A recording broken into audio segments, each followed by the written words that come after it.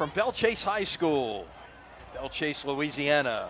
Crescent Tonight's City colors Sports are Prep presented by Football Plaquemines Parish Sheriff's Office Young Marines. once again on the air as tonight. Good non-district matchup for you as Week 6 gets underway. It's the Newman Greenies against the Belle Chasse Cardinals. Hi again, everybody. Lenny Van Gilder along with Wade Kaiser, Chip Merritt, our producer this evening, Matt Merritt up on camera. And Wade, we've got a contrast in a number of ways. You got 2A against 4A. You got select against non-select. You've got contrasting styles here. It's right. If you're looking for two things that look the same, tonight's not the night.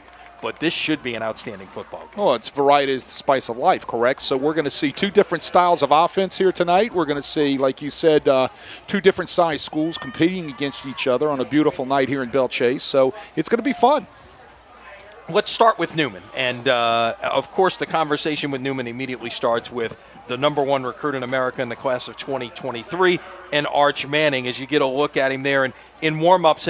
And Wade, look, he's had to make some adjustments this year. So, a lot of credit to what he's been able to do, losing Will Randall to injury. And that's, right. That has certainly, changed some things on how this offense is operated. All he did last week was go out and throw for well over 300 yards for 7 touchdowns, broke 2 records held by his uncles, Peyton and Eli, and got a chance to take out yet another record here this evening. So, he's obviously a 4-year starter, an experienced guy, and is doing all the right things accordingly.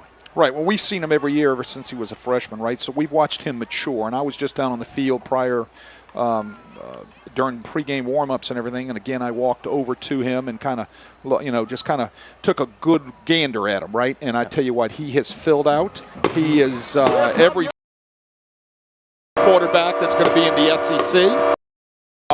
You're going to also see a lot more strength in just the everyday throws that are your outs from one hash to another. So he is definitely grown and he has matured, and we've seen that take place in the past 4 years. Right. Now, Newman is a team that averages over 250 yards a game through the air. Arch, 1,231 yards in 5 games. They throw it about 54% of the snaps. Right. You flip the script when Belle Chasse has the ball, they are going to run it 87% of the time. And you look at a guy like Jaden Voice, a junior running back, who has 867 yards in 5 games, and he's the bell cow and has got a chance to maybe play somewhere a couple of years himself. Well, look, I tell you what, he's a really good running back, 6'2", 210-pound junior.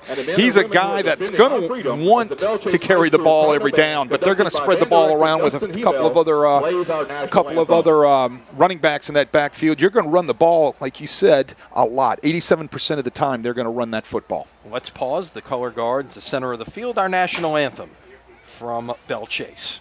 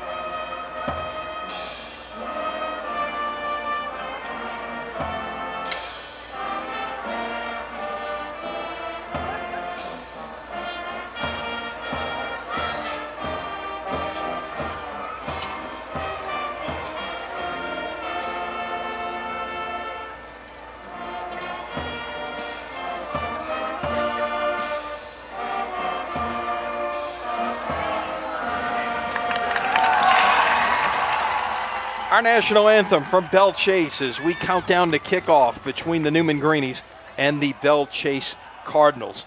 Wade, there is a contrast, but one thing that's not a contrast is coaching, and you've got some great experience. Nelson Stewart on the visiting sideline, Stephen Myers, on the home sideline, 2 guys that have been at their schools for quite a while, at their alma maters, and have, they've got their plan in place of how they go about doing things and are certainly very good at what they do. Well, Stephen Myers comes from that long tree of the Myers coaches.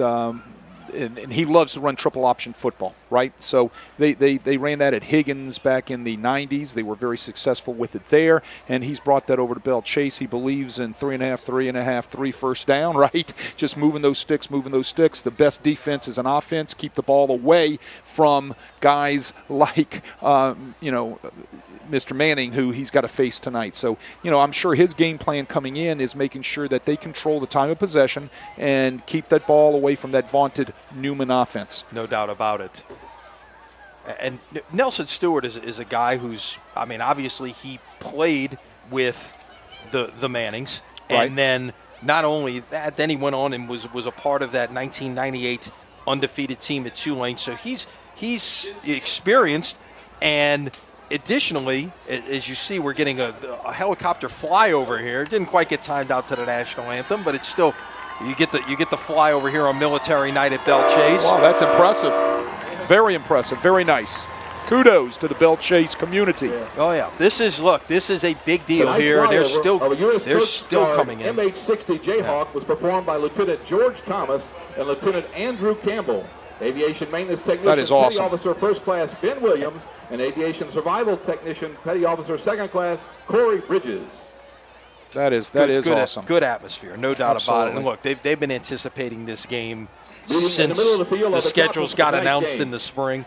And these two teams have not met since 2006. And talking to Nelson Stewart before the game, that was his first year as a head coach. Remembers details about that game and how Belle Chasse won the game. And right. As a coach, you know that. You remember those things. You remember all the details of the losses a lot of times. You may forget all the wins, especially when you win a lot. But a lot of those losses sting sometimes. Well, you remember the major points of those losses or those big wins, right? Little incidents that took place. So absolutely, I know how Nelson Stewart feels. Nelson Stewart was an outstanding tight end, right? And like you said, he played with the Mannings. He played on a great Tulane football team back in the 90s, and he's a great football coach.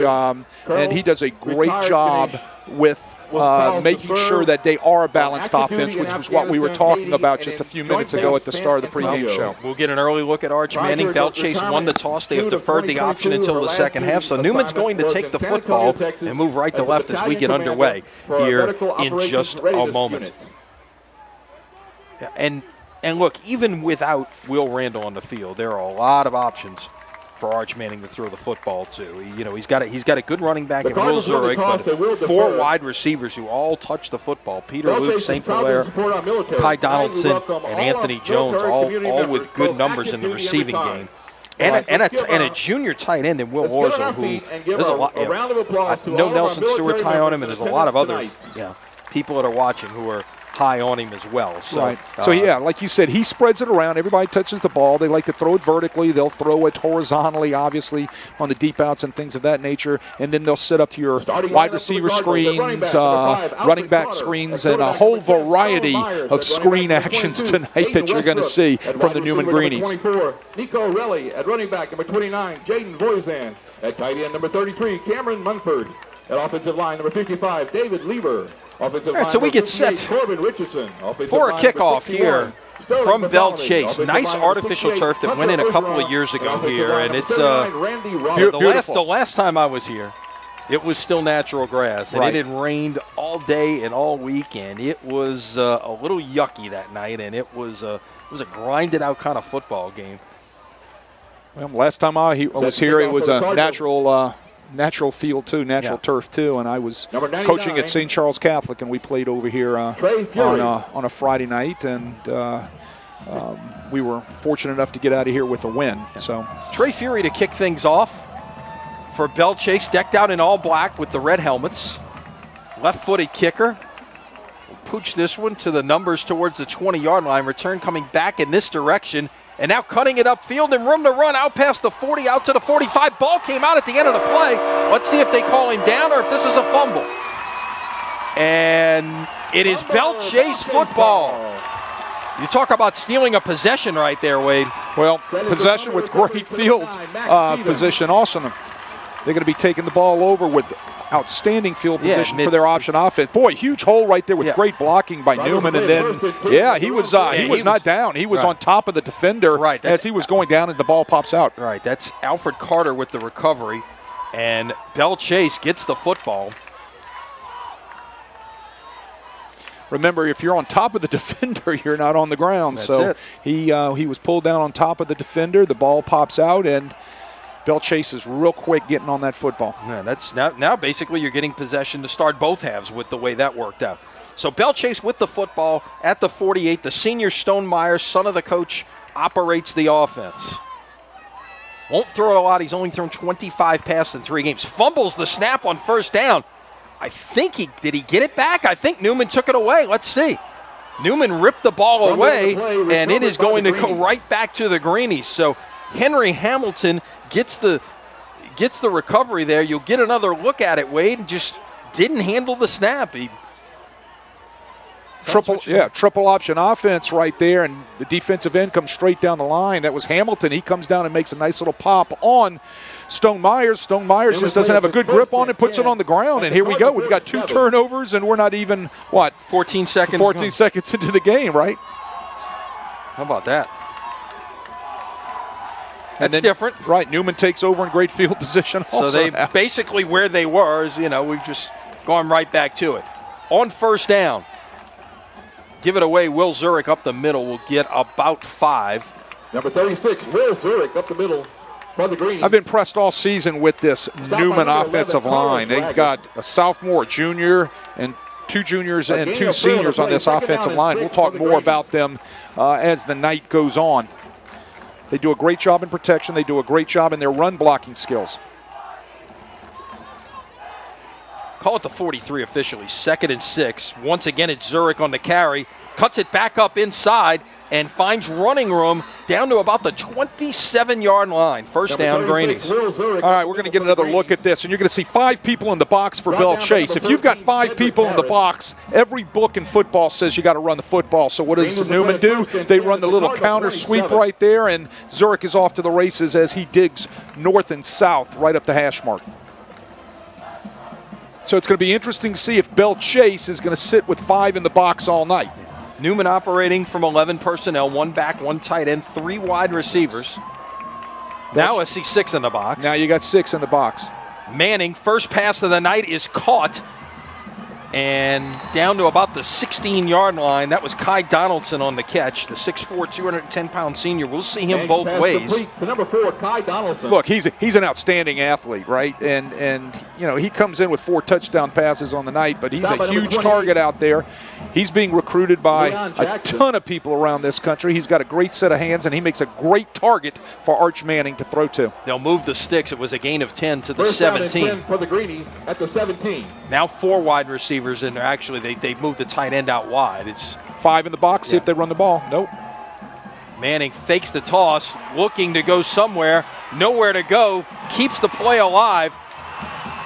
Throws incomplete as his intended receiver, Anthony Jones, slipped and fell trying to make a break for the football. But that's one of the things that reminds people of Arch's grandpa is his ability to use his feet and keep plays alive out there, more so than his uncles.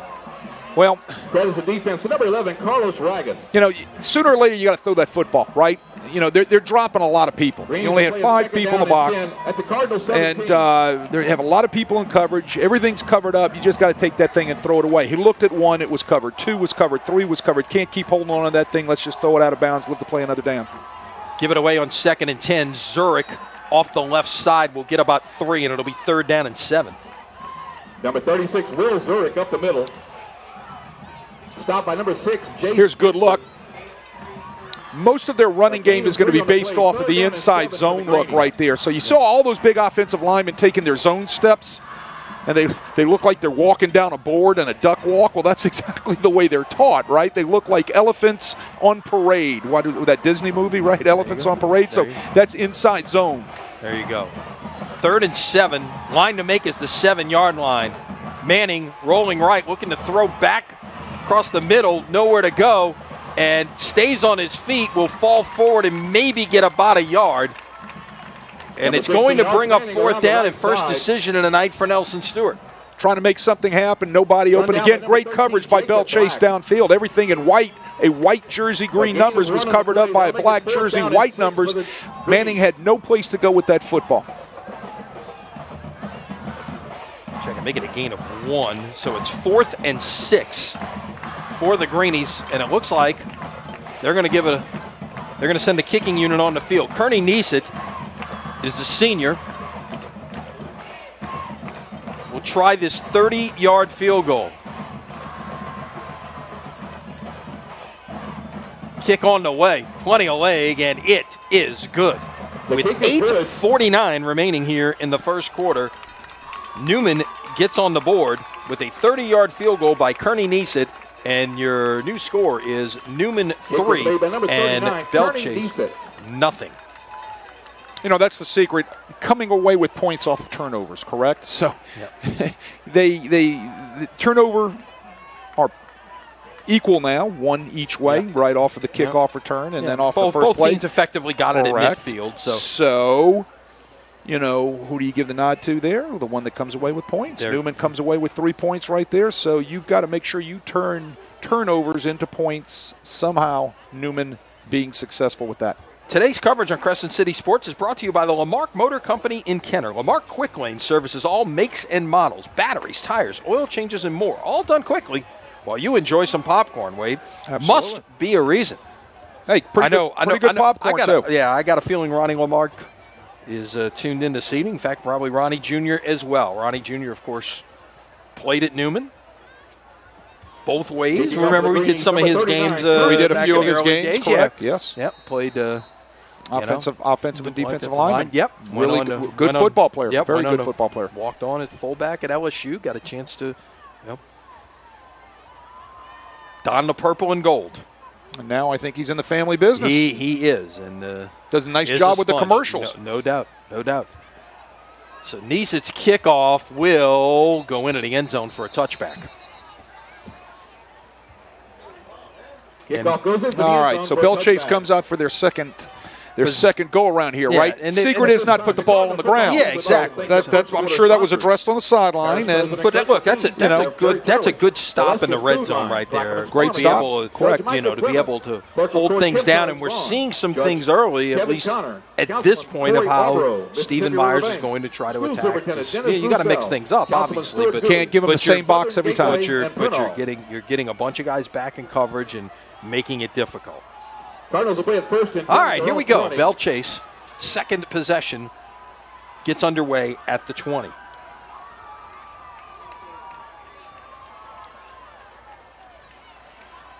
Myers. Did the ball come out again? They're putting this down. They're marking it behind the line of scrimmage, but I think he's. It wasn't. It was not a clean exchange on the read, right? Okay, so they're coming down and attacking the mesh now, attacking the quarterback now. You can see again, number 9, William Dara, coming down from his outside linebacker position, hard attacking that mesh. The ball almost came out there. I think it did come. It did come out because the quarterback kept getting, and it's back at the 19 now, second down and 11. So they put it at the spot of the recovery back there. Now we'll give it away to Voisin. Makes a couple of men miss, falls forward out past the 25 to the 26-yard line. Nice little read on the inside zone. Nice little one-jump cut in there. Gets vertical north and south, and he picks up a tremendous little gain here, and 8, and puts it in third, and something that's real manageable for this offense. 3rd and 4 at the 26. Like you said, 3 yards is a good play, right? Right. Look at the splits of the offensive linemen, everybody at home. Okay, there's a reason for that. I'll elaborate here in a minute. Tonight, I know you wish you had an end zone camera. Sweep and nowhere to go for Voisin, although he cuts it back up inside and gets the first down. He was stopped behind the line of scrimmage, and that was all Jaden Voisin on that play.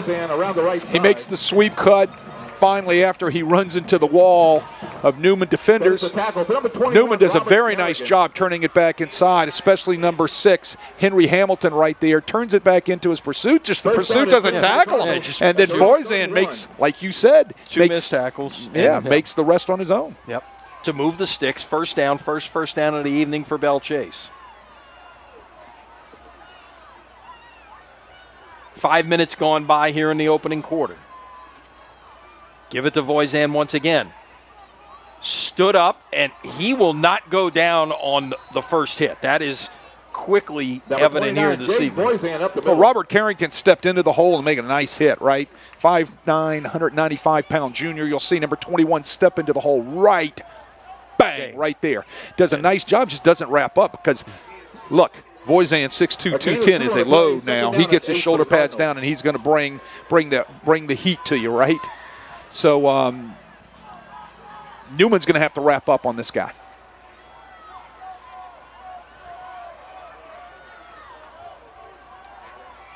At the 33. Quarterback will keep it, and nowhere to go as there was great penetration by the Greeny defense. Dara and the strong safety, James Rice, stepping up in there. Number 31, James Rice. That wasn't a read. That was a designed keep. Quarterback didn't even read that. He pulls the ball, and then he takes a portrait picture of somebody from the Newman defense right there. They're all sitting there waiting for him, led by number 31, James Reese. Reese, 22 tackles, 3 for loss. Add another one to the TFL column there. Just a sophomore. A couple of sophomores on this defense in the starting unit. Little option here on 3rd and 9. Quarterback's going to keep it and not pitch it, and he's going to lose yardage. Look, it's hard to run against an 8-man box. Okay, 5 down defensive linemen, 2 linebackers, and a safety walk down in the box, all screwed in there tight. It's just hard to run the football in there. You've got to be able to loosen things up a little bit and throw the ball out of your offense. But that's just not what Belle Chasse does. That's not their MO. So Fury is on the punt. He'll do the kicking and most of the punting. You'll also see Voisin at times in punt formation.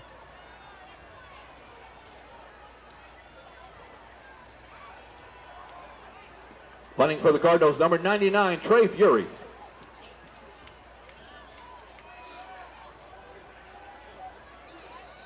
Whistles before this can get started. First flag of the night. It's apparently a delay of game. Yep. Delay of game on the Cardinals. Well, you don't want to take a delay of game down there, no, right? Because that's that hidden yardage again that we talk about every week. And even 5 yards is a difference in a powerful offense like Newman, right? I mean, 5 here, 5 there ends up to being points. Exactly. Was it Sean Payton used to say, 100 of those hidden yards out there, that equals 6 points. Correct. End over end kick will come to a stop just past the midfield stripe, and it's like they'll put it down right at the 50-yard line, actually. So that's where Newman will begin this possession with 4:25 to play. Here in the first quarter. Jace Gibson.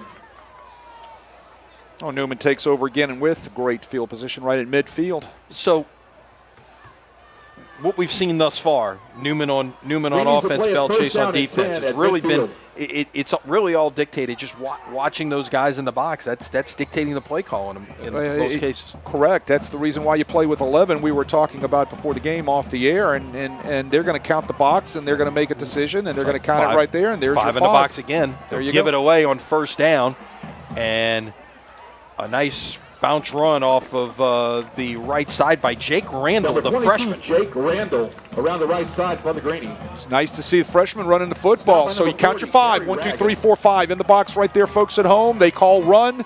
They run the sweep to the right. Nice blocking by that Newman offensive lineman, and Randall, does a nice job sticking it up in there and making positive yardage. Now Zurich back in the game at running back. 2 to the top, 2 to the bottom. Now they bring Valère in motion. And this is Zurich with room to run out past the 40 to about the 37-yard line. Let's talk about why 5 in the box signals run. You've got 5 offensive linemen. right? So now you can get a hat on a hat, a body on a body, and that means you can block everybody that's there at the initial point of attack to be able to run the football. A little tempo that time. Just can't miss blocks. Okay, so Number 36, offensive linemen love to look up and just see 5 people there because they know that it's mano-a-mano. I'm going to get my body on that guy's body, whether I'm pulling around to get up onto a linebacker or whether it's going to be zone steps, and I'm going to get my body chested up on his chest, and we're going to find out mano-a-mano, right? They love it. They lick their chops. Voisin's in the game at strong safety right now. We thought we may see some of that this evening. Manning with a shot down the field, incomplete.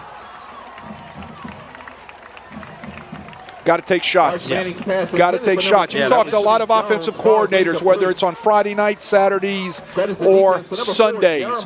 You need a shot every quarter. And somehow you've got to be able to let them know that we can do this at any time, any place, and you're going to have to defend it, right? I mean, then there's offensive coordinators that believe they've got to take 2 or 3 shots every quarter. Anthony Jones was the intended receiver. Jeremiah Moses, the UL Lafayette commit, was in coverage for Belle Chasse. 3rd and 9, line to make the 27.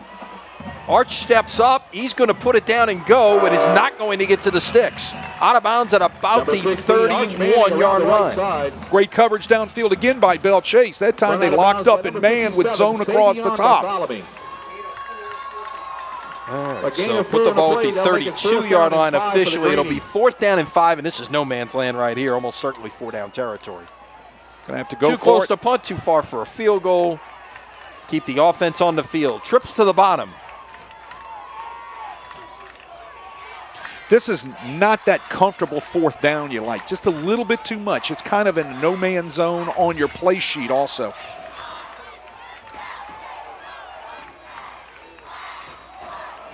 Timeout Newman before the play clock was at 1. Greenies. They're going to sit here and talk about this. Well, they for were a minute, yeah. Right, they were counting the numbers. They were looking to see what they had in coverage. And like I said, you see, what do you say? What's that? 4th and about 5 or 6. Yeah. Look, that is a tough call on your play sheet. You know, 4th and 3. Okay. Even 4th and long. Okay, yeah. But when you're 4th and medium, you've got a lot of options. So you got to start counting numbers, right? You got to start looking at the coverage. Well, if I'm going to pass the ball, how many are they going to drop? Are they going to cover us in man? Are they disguising? Are they going to bring the blitz, right? If I'm going to run the ball, how many do they have in the box? Can I get a body on a body? Things are a little shady when it's 4th and medium. 4th and long, I'm throwing a football. I know what I'm doing. 4th and short, I'm running the football. I know what I'm doing. Right. 4th and medium for an offensive coordinator, they have 1 or 2 plays sitting right there on their call sheet, and they're trying to guess and see and look what the defense has given them. All right. You talked about like those 4th and 2, 4th and 3s even then. Do you look at – everybody's got 2-point plays. Are you looking at those even in the middle of the field as opposed to on the goal line? Right. You're looking at your 2 best runs. Yeah. Your 2 best runs. On 4th and 5, Manning's pass caught, 1st down. Well, Anthony Jones on the catch, still on his feet, finally goes down at about the 12-yard line. You see the arm strength of Arch Manning right there, right? Not that there was any question about it, but you saw the 90-mile-an-hour fastball right here. Too much cushion. Saw the cushion up there? Too much cushion by the defender from Belle Chasse on the receiver, Anthony Jones. Anthony Jones runs a 6-step slant. Balls delivered on time, on target, with stealing. Running on 1st down with Zurich. Gain of about 2. Cedric Hayes on that tackle, 5'11", 180-pound junior, comes in with 31 tackles. He leads the team in tackling for Belle Chasse. Does a nice job getting to the boundary out there and tackling Zurich. Check and make it a gain of 1. It's 2nd and 9. Gain of 1 on the play, 2nd down. They started at the 12, put it at the 11, and again, the line to make is the 2. They can get a 1st down without scoring a touchdown. The really good corner, Jeremiah Moses, on the top of your screen, number 4 up there. He's a UL commit. He needs to tighten down on those guys a little bit. He's good enough to be able to play a little tighter on these receivers from Newman. Manning scrambling, throwing, incomplete. And that was intended for Peter Loop, the junior. who's got some great numbers, Wade. 12 catches, 7 touchdowns. Ball's incomplete. Well, he comes open. They're in zone coverage here. He's going to hit the little corner route right there and give him a nice nod fake to the inside, and he breaks to the outside, and he has a step on the defender, and the ball just was not on target by Manning. So 3rd and long. 3rd down 9. Once again, trips to the bottom of your screen. Check with me. Yeah, a little check in the coverage right there, making sure they're 2 on the play clock. Got to go quickly, and they didn't get it off. They get it off. Let's see. Did they call it? Yes, they got it. They got delay in just in time. Whistle came just before the snap. Look, check with me is great. Love check with me. It's awesome. But you got to get that initial alignment in fast, and then you've got to use your play clock for the check with me, right? You've got to get what you want in by formation immediately, and then you've got to use the rest of that play clock and get that thing snapped under 6 seconds. Shouldn't take you that long to get your formation in. Now this turns into 3rd and 14, and some would argue that it may not be the worst thing in the world to give yourself more room in the red zone. Manning going to the end zone. Pass is incomplete. It was intended for Kai Donaldson. Looked like a little bit of a wheel route out there, like the 2 out guys ran in, and Donaldson, who's in the slot there, as you see, out kind of ran a little wheel right. route. Yeah. It was out and up, double move. Great protection by that Newman offensive line. Donaldson breaks it to a slow out right there and then turns the Jets on in the double move to the vertical right there. Ball's overthrown. So another stop in the red zone for the Belle Chasse defense. It'll be another field goal try. This one from 33 yards by Kearney Neeson. Made from 30 on the last possession. On the way, kick is good. With 1:21 remaining here in the first quarter. Kearney Neeson's earning his pay tonight, right? Yep. First quarter. Good kicking family there. His cousin is the punter at Jesuit, who will be headed to Tulane, William Hudlow. Wow, I didn't know that. Belle Chasse High School is. Oh, I tell you what, Lenny, you teach me something new every week. I try. That's an old Tulane family, okay? There you go. Children's Hospital provides a full-time athletic trainer. Speaking about Tulane, how about that big win last week? Yeah, how exciting was that? I got home to see the second half. Well, absolutely. that and alongside Aaron Judge at bats. So it was. Bingo. By the way, did you see what Tulane did with their uniform reveal this week on social media? No, I did not. They won social media the other day. They started to show the uniform reveal and then showed about 5 seconds of it and then showed Aaron Judge hitting his 60-second home run and came back out of it with it being done and said, we'll show it to you tomorrow. Well, there you go. Pretty imaginative. Yeah, no, it definitely it got a lot of attention from a lot of national media for what they did there. That's what you want to do with those things. That's why I had a story on Crescent City Sports a couple weeks ago. After they beat Kansas State, they were ready for it. What they rolled out, it was really, really well done. Tulane at home tomorrow for not for homecoming. It's Hall of Fame Day against East Carolina tomorrow. And Neeson's kickoff will go into the end zone. Kickoff goes into the end zone for a touchback. So they'll play it from the 20. The Belle Chasse Athletics Department would like to thank Planet we've seen Newman so far tonight defensively, keeping 8 guys in the box and sometimes sneaking the 9th down, the other safety, as well as manning up out there on those wide receivers. It's just tough to run the football in between the tackles or even outside the tackles when you've got 8 or 9 people down there at the point of attack. So if you look at them right now, there's 8 now in the box. And we talk about the box, we're talking about from tight end to tackle or from tight end to tight end. And now they've got 9. It's just tough to run the football against that. Yeah, basically they're singling up the 2 wide receivers and then otherwise putting them in the box. There's the run on first down by Voisin, and he just keeps churning. I like what I see early on from Jaden Voisin. I was looking forward to seeing him run the football tonight, and he's got 10 on first down. Well, the attitude is it doesn't matter what you bring in the box against us. We're going to run the football, and Mr. Voisin is going to continue to duck those shoulders and keep those legs driving and make positive yardage. 4 carries, 24 yards thus far for Jaden Voisin, who came in averaging in 5 games this year, over 170 yards a game. So ball touching the 30 this time.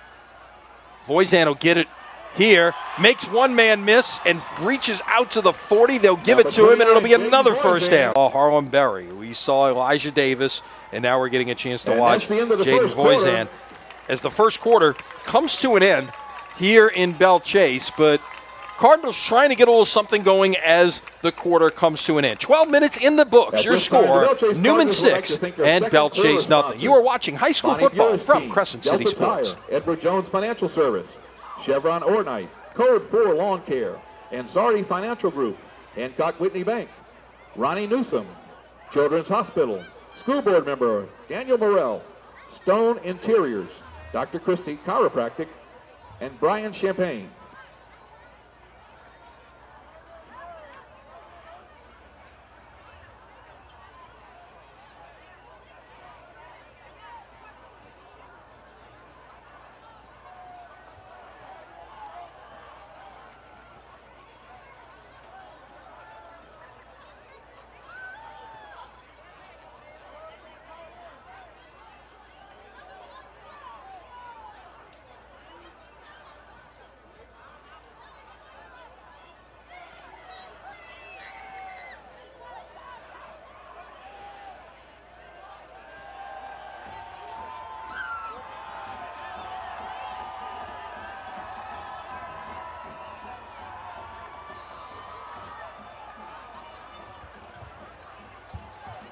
Second down and 1 for the Cardinals.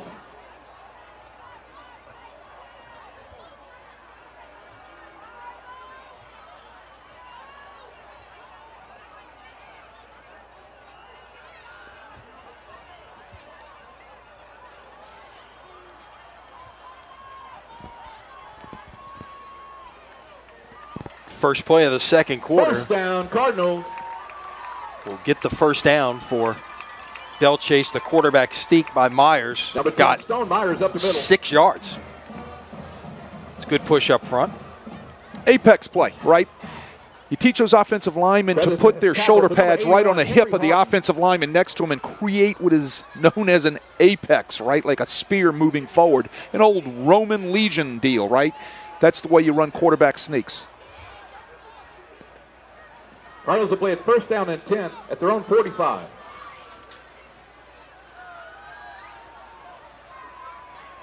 So football at the 45-yard line. And another nice run on first down. Once again, it's Voisin, and he just keeps churning. Look, he's just short of the sticks. That's about 9.5 on first down. That's impressive. Watch him carry people right here. Again, he's going to run the inside A gap. He's going to make one cut and go. Second down and 1 for the Cardinals. There's the pull. There's the kick out. There's a pull on power. He sees the hole inside, makes one cut, and look, 5, 6 white jerseys he's carrying. Another quarterback sneak, another push up front, first down. Up the middle. First down, Cardinals. Seeing some better things here on drive number 3 from Belle Chasse offensively. Well, they're moving the chains. That's the secret. That's part of the game plan. Let's just keep the chains moving. That keeps Mr. Manning sitting on the bench drinking Gatorade. Credit to stop the number 74, Hunter Claiborne. And we try to control the tempo of everything that's going on the field. That's the idea when you want to run the football 87% of the time. So the ball at the Newman 41. Best drive thus far tonight for Belle Chasse. Fumbled on the first possession. Made 1 first down on the second possession. They've got 3 first downs on this one. They've moved from their 20 to the Greeny 41-yard line. Quarterback keeper here will play action, if you will. Just fake the give and then went in behind where the running back was. Not sure if that was by design or something just didn't go right there. It was by design. Everybody looks at that and they say the quarterback's reading the last guy in the line of scrimmage like in some sort of RPO or something of that nature. It was a design keep all the way. He wasn't reading anything. He fakes Voisin and he disconnects the ball and he takes off. That was called from the boundary. So 14 plays thus far. all runs for Belle Chasse. Not a surprise.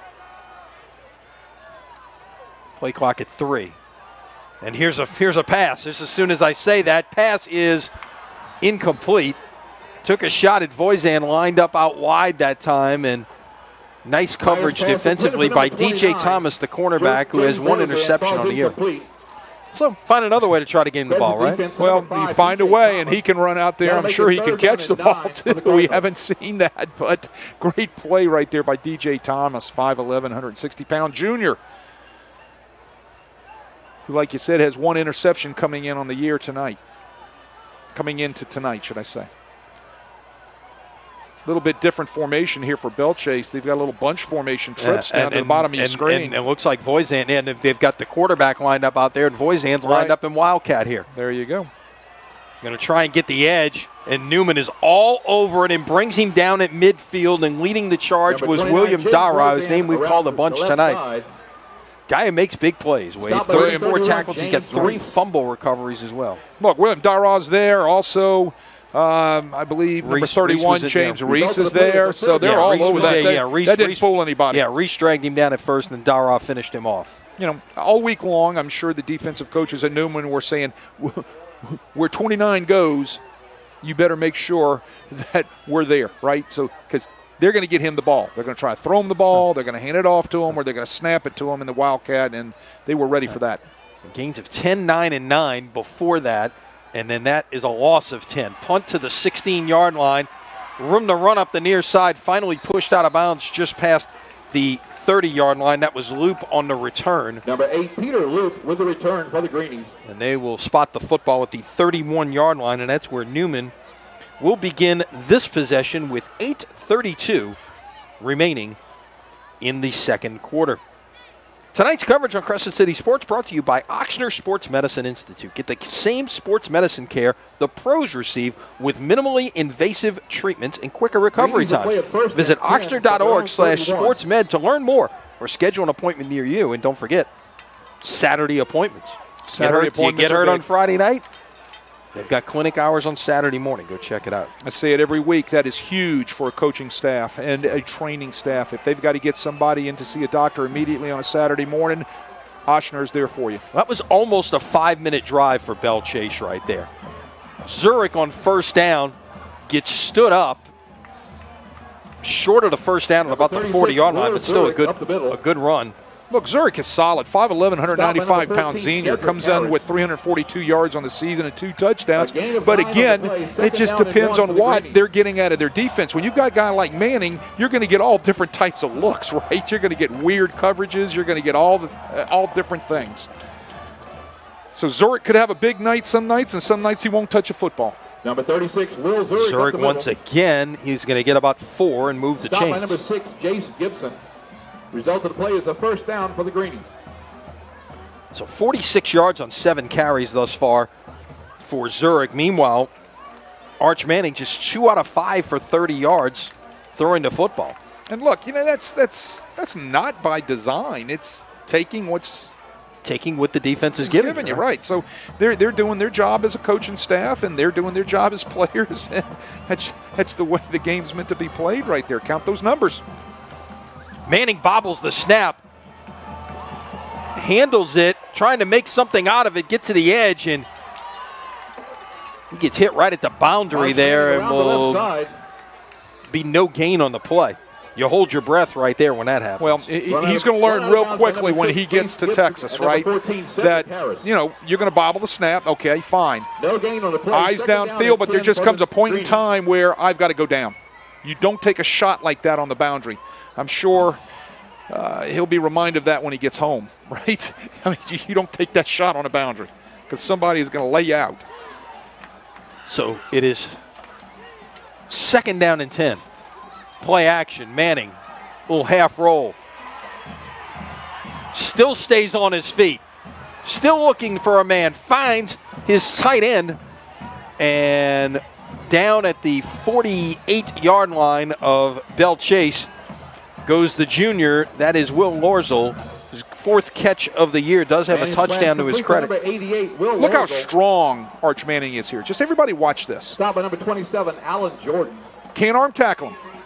He is now 6'4", 215 pounds. We saw him 4 years ago. You know, he was a slender, young, you know, full of promise freshman, right? Now he's a 6'4", 215-pound senior man. Now they're going to shift everybody in tight here and give it away on 3rd and 2. And Zurich is stopped in the backfield. Terrific penetration by the Belle Chasse defense, led by number 52 stepping up there. And I don't have a number 52. I don't have a number 52 either.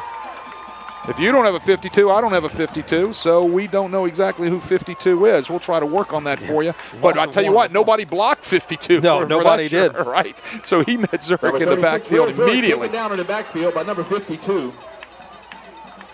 So it's 4th down and 4. Loss of 2 on the play, 4th down and 4. And it looks like Newman's going to send the punting unit on here.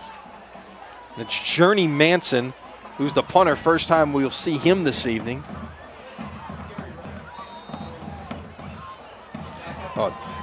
We just got the word it was Gary Ragus. Yeah, he's normally 40, but he may see some action on the offensive line this evening, so they put him in 52. There we go. Told you we'd get it for everybody. Punt by Manson is nicely struck and will check up like one of Wade's wedges, and it's down at the 17-yard line. So Belle Chasse will operate from inside its 20 with 6:31 to play. Now watch this check up here. I mean, it's, you know, you don't want, if you're going to do that, it's great when you're getting down inside, you know, inside the 20-yard line. You don't want it to roll into the end zone. Yeah, well, you want it to be able to, you know, bounce and stop. Mine usually go over the green. No, that's they hit and roll. That's if I get it that far in the air. So. Well, I'll tell you what, this Belle Chasse defense is giving this Newman offense a little bit of a quandrum, right? They're changing up their fronts, they're changing up their coverages, and they're popping guys loose to make some nice plays against the running game. Back to the 2-back set for the Veer. On 1st down, once again, it's Voisin staying on his feet out near the 25-yard line. They run the sweep. Everybody at home, when they get into their 2-back set, look at the size of those splits right there. They're trying to create running lanes with those splits, especially for the option. What it does is it separates the defensive linemen so that way they can read the down defensive lineman easier when they go to run the option. So you're going to see 3-foot, sometimes 4-foot splits in there by that offensive line when they're running their split-back veer. That's common if you watch academy football as well. Same type of thing. They'll run the dive this time and get the 1st down and then some. And once again, it's Voisin on the carry. Give him 10 on the run. Hard dive or inside veer. That wasn't red right there that time. They were just giving it off on the base hard drive. Well, I'll take that back. That was a read. They read number 91. So there's a good look at reading a segmented defensive lineman that was spread out by the split from the guard right there. Okay? That was definitely a good read, and it was inside veer. Now, that's why those 49 splits. yards on 9 carries thus far for Voisin. A couple of nice runs here on this drive, and get a new set of hands touching the football that time. It's Carlos Ragus, the running back, 5'8", 220-pound senior. Well, they're if they're reading that 1st down lineman pass the ball, then in triple option football, that's basically called midline option. You have a read, you have an option, correct? So the read, it depends on who you're reading on that defensive line. They're reading the 1st man pass the ball. That's a triple option play known as midline option.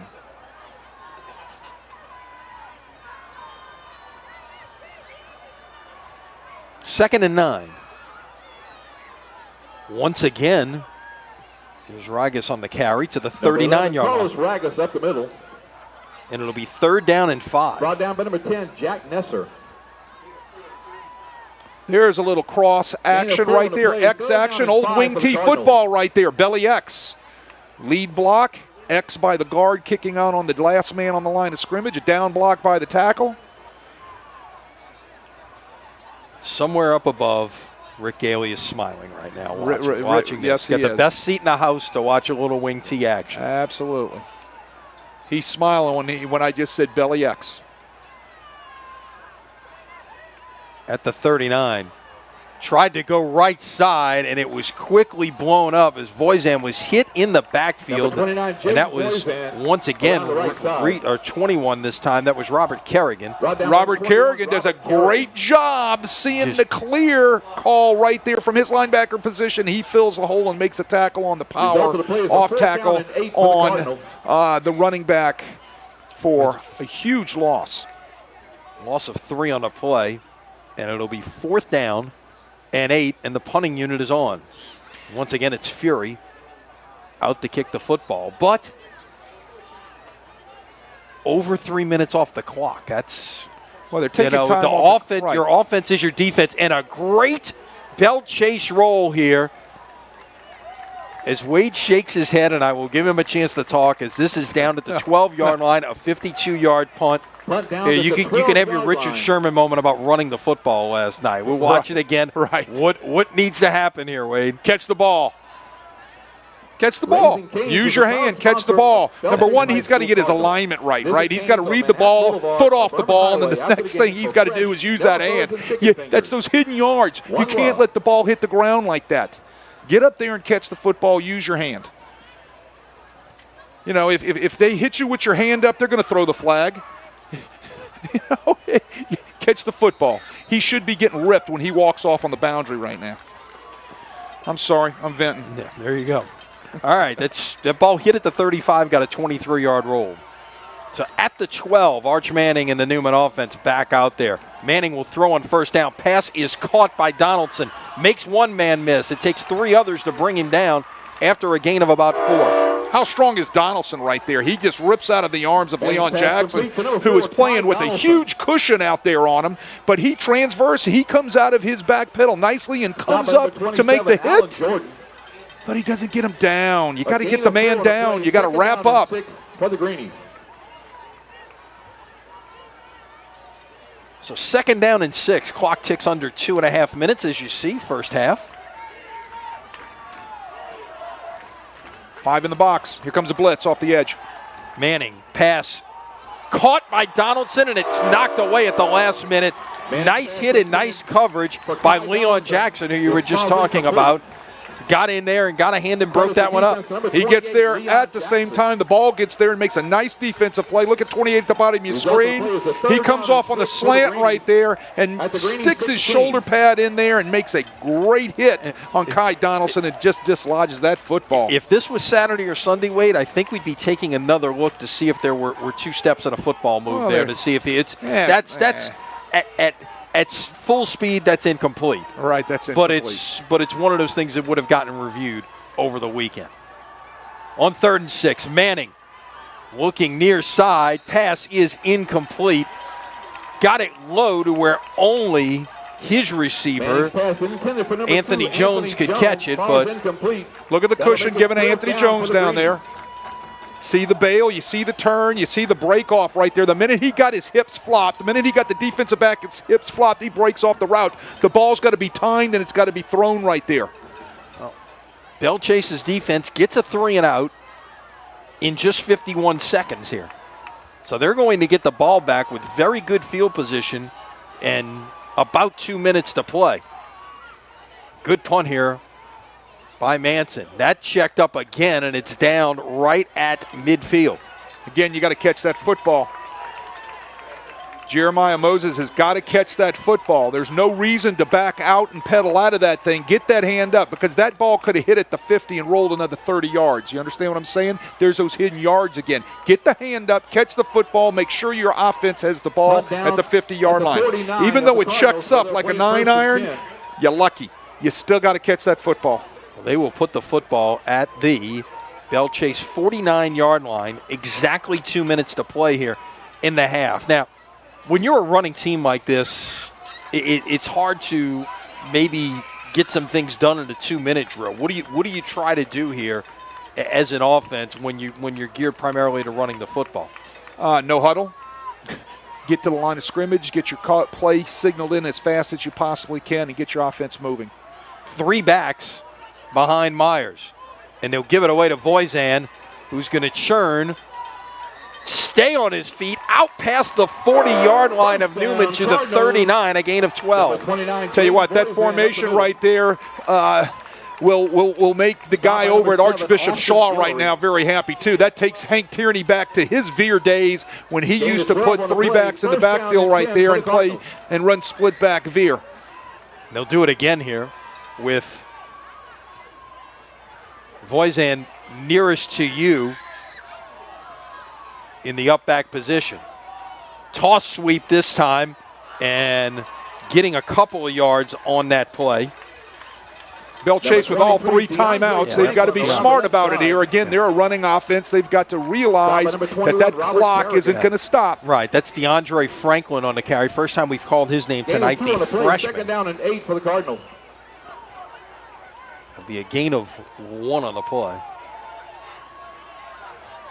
And they're taking their time. This will get down to about a minute here. You're not going to get too many shots, obviously.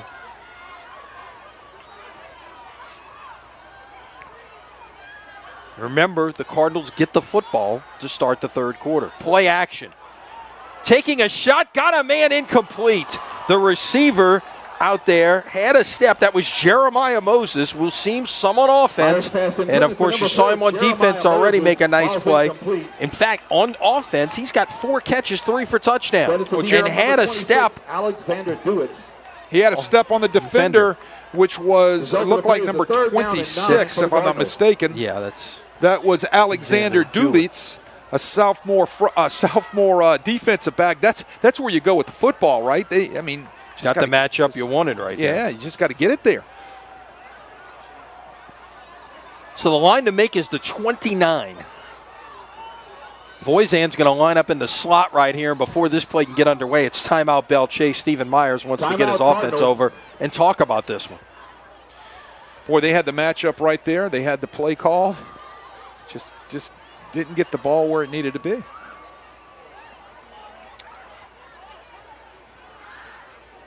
Coming up at halftime, by the way, this is week 6 of the high school football season, so we'll be at halftime of the game, kind of like halftime of the season. Second half getting underway this week.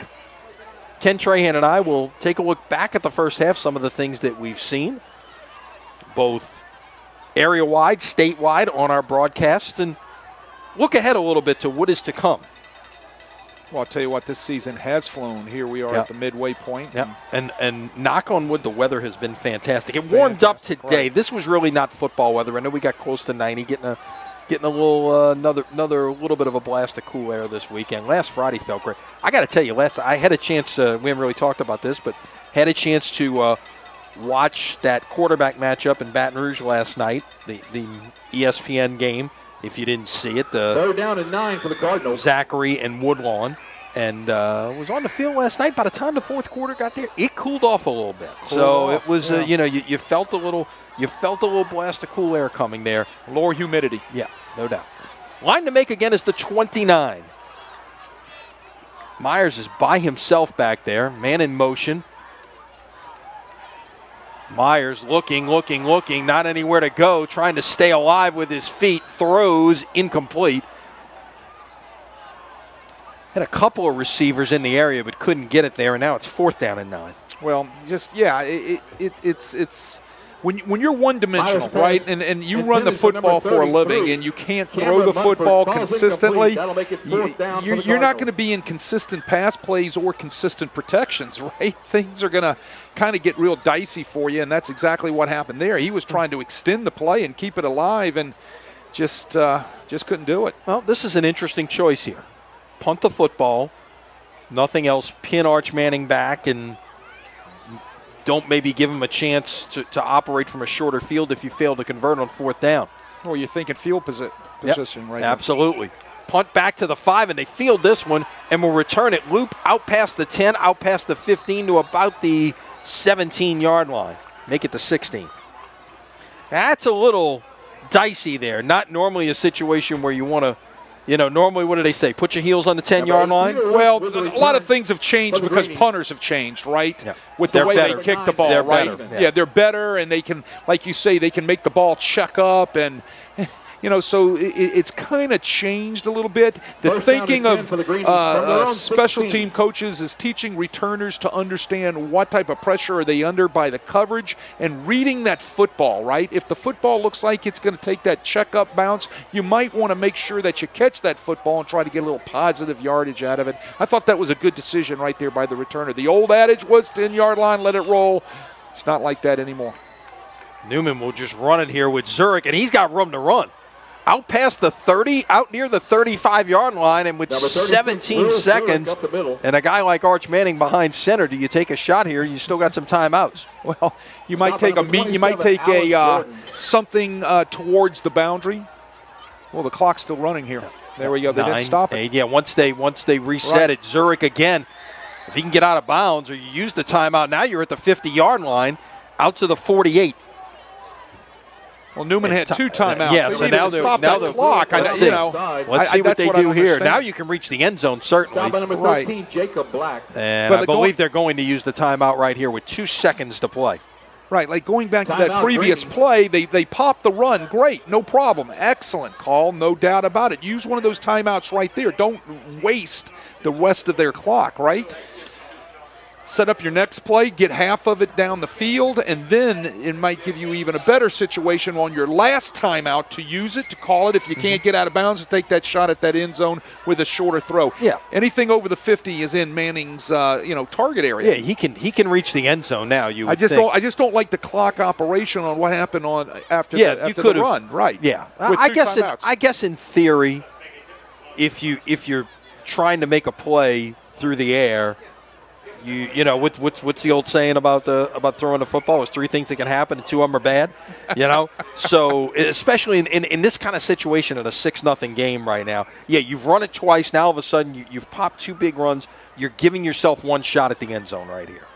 That's right. In my mind, it's the best you can hope for. Yeah, you lost a few seconds. Maybe had you called timeout and done the same thing, maybe you get 2 shots at the end zone. First down and 10. Well, that old adage with those 3, not if you're talking to a guy like the former great coach Don Coryell. Now look at the Belle Chase formation here. They've got 5 guys lined up across the 20-yard line. They'll rush 4, and you got a couple of intermediate defenders there, about 10 yards behind the line of scrimmage. Trips to the bottom. Total prevent. They'll try to run something here short, maybe break it off, and that is not going to go very far, as making the catch was Anthony Jones for a gain of 10 on the play.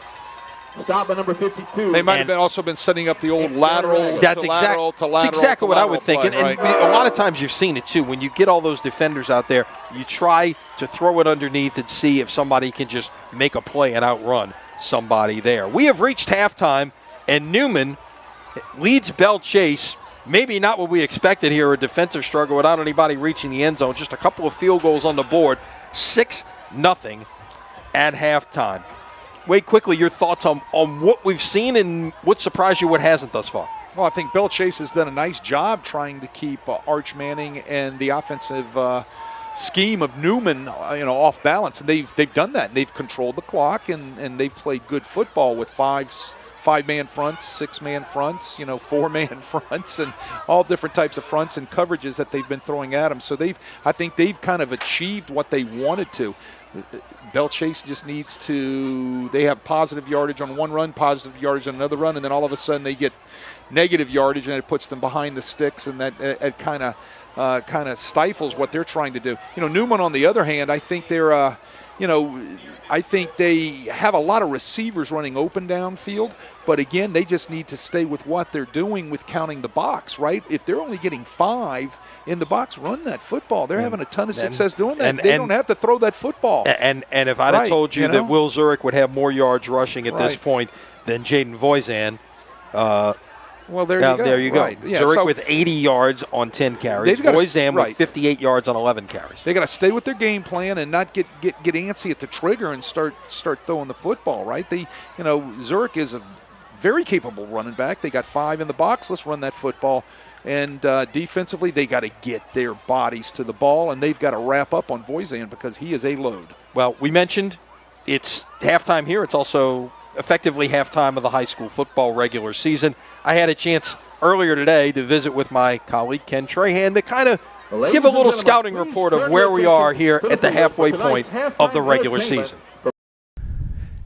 Halftime in Belle Chasse and effectively halftime of the high school football season as we have hit October and week 6, and no better person to help us break it down than Ken Trahan, my partner at Crescent City Sports.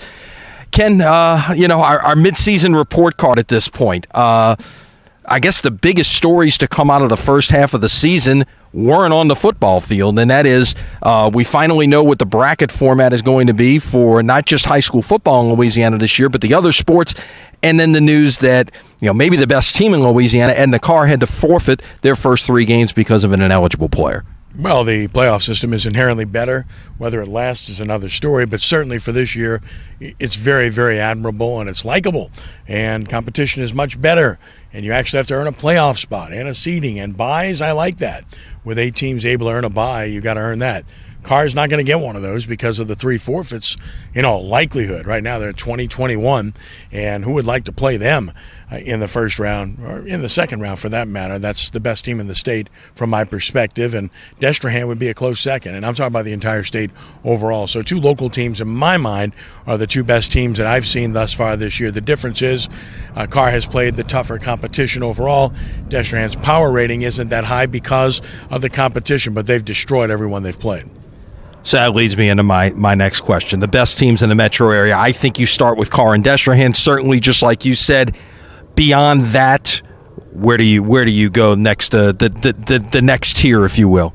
Well, certainly if you look at the lower level, you're talking about Newman, and they're certainly a good football team. Lost only to Manny, and they've played a very tough schedule. Losing Will Randall really hurt because that was a terrific player. St. Charles Catholic, again, you can't ever look past them, but Aiden Audemont, their quarterback, getting hurt certainly hurt their cause. De La Salle is as big and strong as anybody I've seen. They run the ball incredibly well. Their kicking game must be better to compete with the St. Thomas Moores and Lafayette Christians of the world, so they're very good. And then, of course, when you're looking at the higher level in Division I, after Carr, in terms of local teams, it's kind of a crapshoot. There's a lot of teams that are similar. I think John Curtis, Brother Martin could be, the team that one of those 2 could emerge, although I certainly wouldn't sell Rummel out either. They're younger, but they're better this year. But I think Curtis is a better team than they were last year. And certainly Brother Martin played a tough schedule early. I think it'll benefit them. The one that has the most talent of all the rest is St. Augustine. Their talent level is superb. They got humbled by Carr, but then again, so is everyone else. Warren Easton's a terrific team. They're 3rd in Division I power rankings on the select side right now, and they're a threat. And Carr beat them by 47. Scotlandville's really good. Carr beat them by 28. And, of course, Brother Martin's real good. They got beat by 33 by Carr. I could go on and on. So that's how good Carr is. But I think when you look beyond that, it's probably amongst that group of teams. Riverside has got a nice football team, and they run the ball extremely well, too. So that's another team I'd keep an eye on. But, again, when you look at the outlying areas, you never dismiss Amite and Kentwood. Outstanding programs. Bogalusa's got a nice team. Pine's a nice story.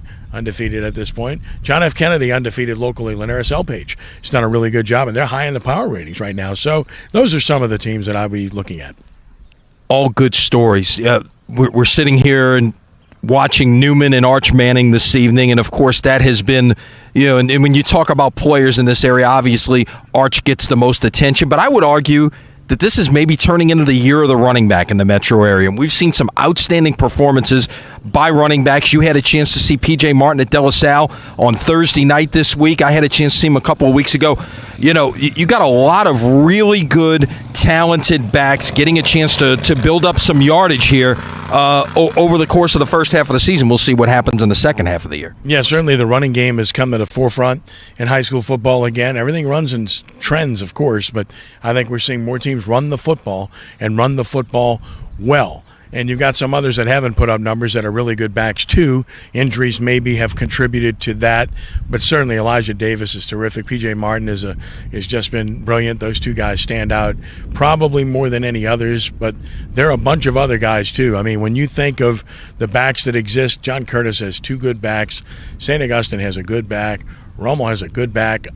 Brother Martin's got Lambert. Of course, he's got to be healthy, but he's really talented. So you can go on and on about, the backs in this area. I think the running game, more than anything else, has come to the forefront again. So, like I said, just go to sleep for a year or two and things will change. Trends do change. They tend to do that. Yeah, one of the interesting things is, players of the week come up every week. It seems like we're seeing an abundance of 300-yard games out there. Voisin from Belle's Chasse, who we're getting a chance to look at this evening. One of those guys. The other guy you didn't mention, we're going to be talking about him a lot the next 2 years. There was a lot of seniors in the conversation there, but Harlan Berry at St. Martin's, of course, has been outstanding. Okay, the current number ones in the Crescent City Sports Top 10s. Let's run through them. Destrehan in 5A, Westgate in 4A, Union Parish in 3A, Manny in 2A, Homer in 1A. Of course, none of that means anything come playoff time because you're going into 4 different divisions on the non-select side or on the select side. Of those 5 teams who are sitting there number ones right now, who in your mind has the best chance to win a state championship and who's got the hardest road to win a state championship? I'd say probably Homer in terms of having the best chance. In terms of the hardest road, that's not an easy call. I certainly think that, when you look at Destrehan, they're on the non-select side, and I think that side has Zachary to contend with more than anybody else. So I think Destrehan has a real good shot to get to the championship game, and based on what I've seen, I think they could beat Zachary. They'd have a chance to beat him. So I give them a pretty good chance in that regard, too. And then looking at the rest, St. Thomas More's got Lafayette Christian in their own backyard to have to deal with, which won't be easy, to say the least. I think 3A is probably the class that doesn't have as many good teams overall on either side. It's still good, but I don't think it's the best class in terms of select or non-select. And then in 2A, Manny obviously is really good.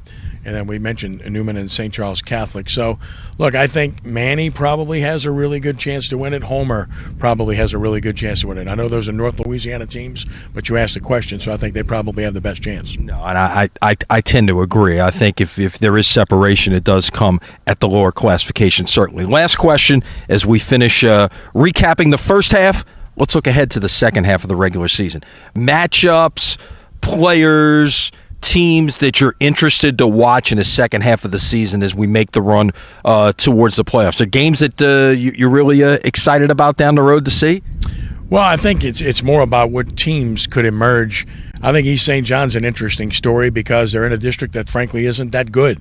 And how they fare against Destrehan, I'll be very interested to see because that's week 9, by the way. Yeah, that's a really good football team, and there's a really good chance that you might be looking at 2 8-0 teams when they square off with each other. So I think I'd start there. Booker T. Washington's kind of underachieved. They've got talent. They have a terrific running back on a Tulane, by the way. Speaking of the running game that we talked about before, another one of our players of the week.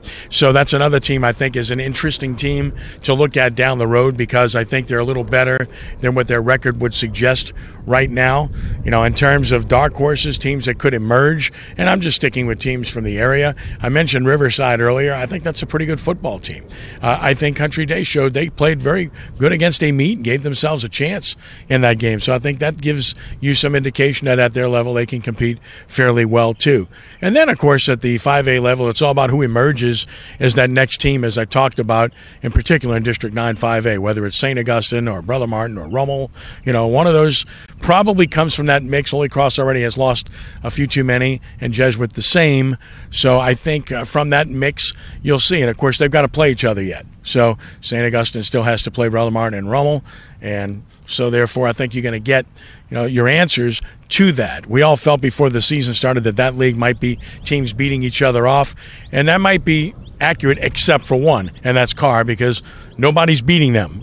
Nobody. Yeah, I think we get back to where we started. Carr has separated themselves, and then when we get to the brackets, the new brackets, and you got to count those forfeits, the 2 big stories that we talked about at the top, that's going to be interesting to see where they end up. Can they play themselves all the way back up to maybe a number 8 spot and get a bye? But even then, now you're looking at a situation where they're going to have to travel as well. So let's see how that all plays out. No better place to get the information on what's going on in high school football than Ken Trahan, CrescentCitySports.com. Of course, the original going on Friday nights as we speak. And you listen on your way home this evening. And, of course, check out all the scores on our All-State Sugar Bowl scoreboard at CrescentCitySports.com. And back inside Cardinal Field here at halftime. Newman leading Belle Chase 6-0. Lenny Van Gilder, Wade Kaiser back with you in the press box. Chip Merritt, our producer, Matt Merritt on camera. There you take a look at some of the halftime numbers. We saw 2 turnovers the first 2 plays, the opening kickoff and the first play from scrimmage. And since then, it's been pretty clean. It's the numbers skewed towards Newman as the scores suggest, but kind of surprised to see Newman with more rushing yards than Belle Chase, maybe. I mean, it is. It because when you say, okay, Manning, he should be already over 100 yards throwing the ball tonight, et cetera, et cetera, et cetera. But that's not necessarily always true because, again, as we talked about it in the first half, if you're getting a 5-man box or sometimes even a 4-man box, that sounds run. So you got to run the football. So there you go. And so for the viewers at home and everybody's looking at that, don't read too much into that. You take what is given you. Yeah, but Newman, look at the zero for Belle Chase is the thing that stands out. Okay, now they're gonna run the ball 87% of the time, but you've got to be able to advocate running the football by somehow taking some sort of shots, should we say. They've taken 2 or 3, and the balls were greatly overthrown. They need to hit on one of those at least once to be able to maybe loosen up that 8-9-man box that Newman's given them. Yeah, let's take a look at some other big picture stories. Ken and I, in discussion, talked about the new format of the playoffs, and we've reached a halfway point. So I guess power rankings mean a little bit. This, first of all, was the format with the split now non-select select. As you see, the non-select 4 divisions are going to have a 28-team bracket. The 4 select divisions will have a 24-team bracket, and that's just based on numbers. As you can see there's more non-select than select schools. So there'll be 8 champions this year instead of 9. Newman is Division 3 select. Belle Chase is Division 1 non-select. So let's take a look, if we will, at the Division 1 non-select power rankings at this point. You see that Belle Chase, at the bottom of your screen, they are 25th going into this week, and the 28th advance to the playoffs. You see Zachary there at number 2. We mentioned that game last night. That's, of course, before their win last night over Woodlawn. That is going into Week 6. Ruston's sitting there at number 1. Ruston's one of those teams that just plays a murderer's row schedule. It's one of the things you can – I don't want to blame COVID, but it's one of the good things that came out of COVID is people were scheduling it, having to adjust their schedules on the fly in 2020, and now I think we're seeing better non-district matchups than we saw in years past. And Ruston's one of the ones that has done a great job with that. And look, it shows there in those power rankings as they lead the way. What's interesting, you don't see Destrehan on there. Destrehan is 11th, I believe it is. And yeah, they've dominated teams, but they just teams that they've beaten don't have good records. Right, you got to realize what goes into those power rating points, and that's what folks might not know. There's a formula. There's no margin of victory means nothing. Yeah. So it has nothing to do with margin of victory. It has to do with the opponents that you've played, how many wins they have. Yep. What is their classification. Right.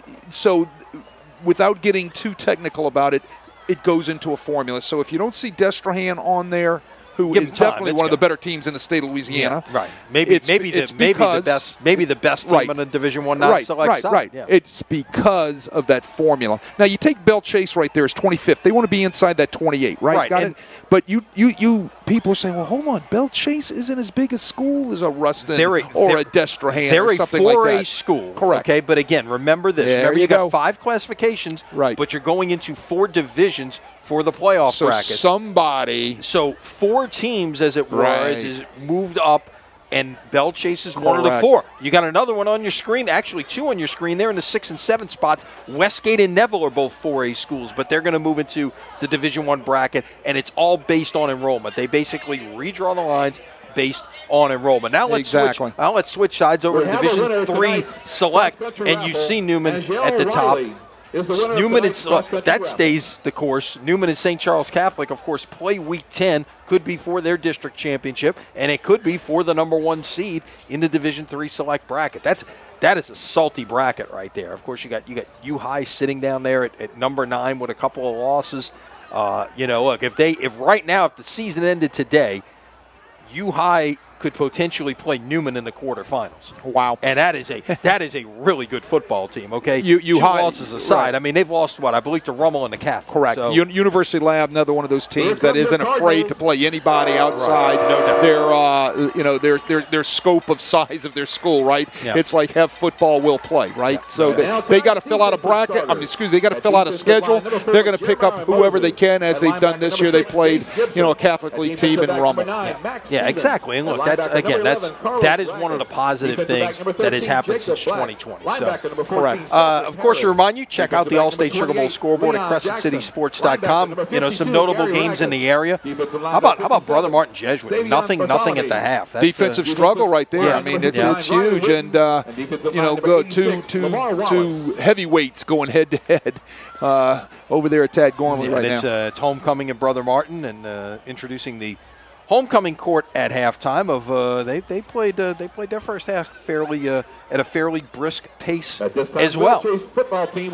So we get set for a second half of football here District Attorney Charles Belle at Belle Chasse, and the Cardinals, remember, they kicked off, recovered a fumble on the oopening kickoff, so now they're going to get the ball to start the second half as well. Gourmet Butcher Block, West Bank Athletic Club, and Hooters. Well, at halftime, Belle Chasse needed to talk about a couple things. Number one, they needed to stay in between the chains, talk about staying on course, staying on schedule, not having two great running plays and then having a third running play for a loss, which would put them back behind the chains, right? And then it's punt on fourth down.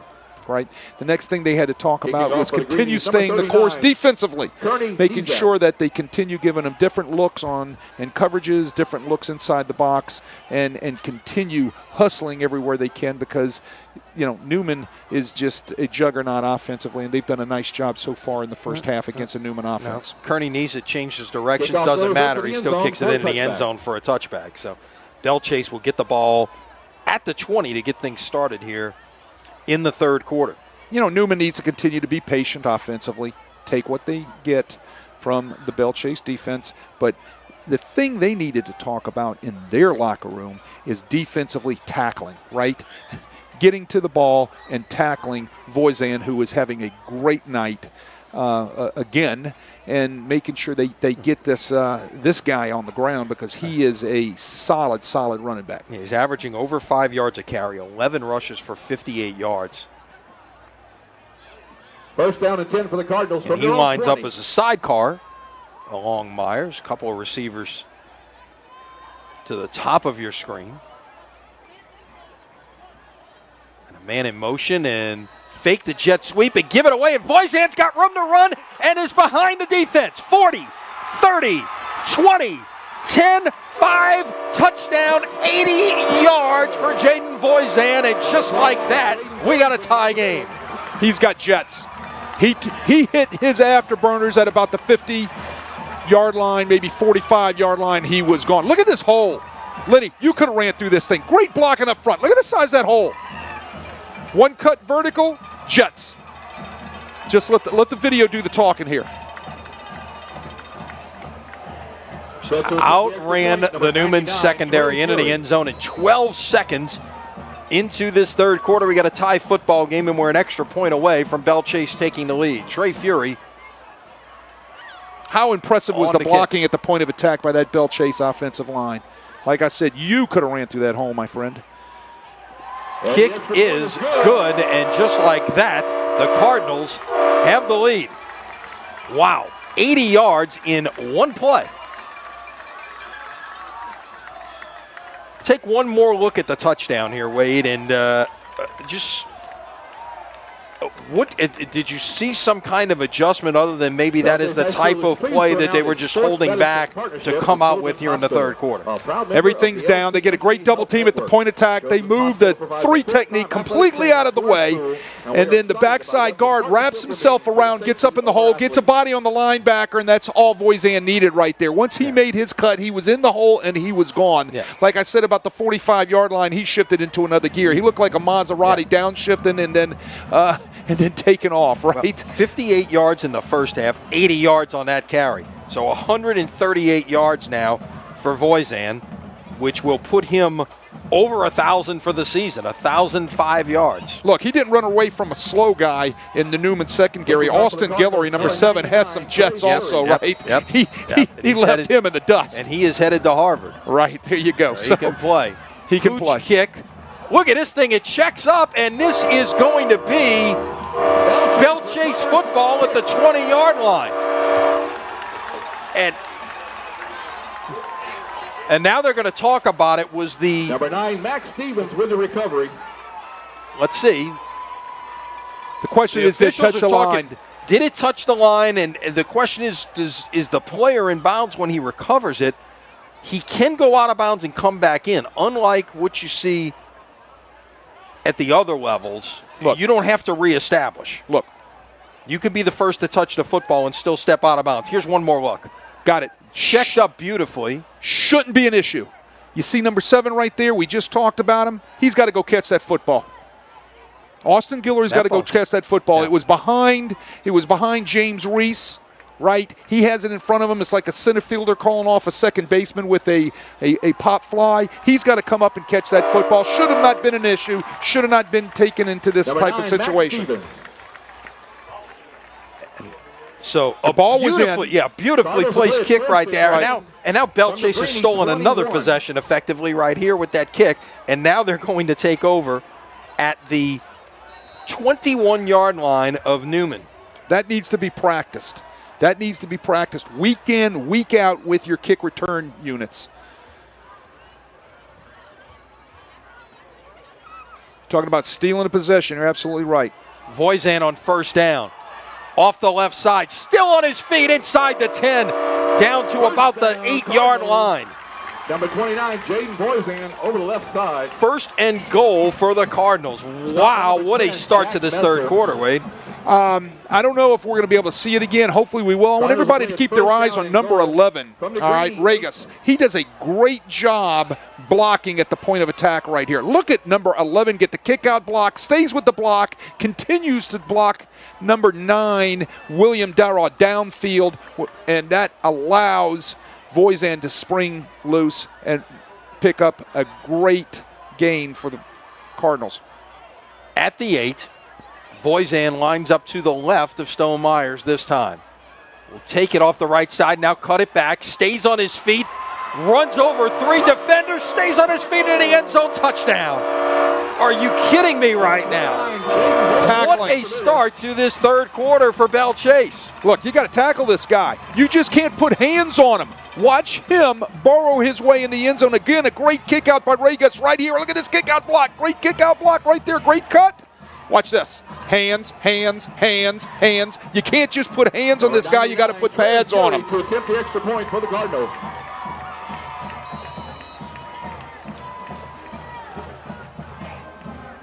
What a run. What a change of events.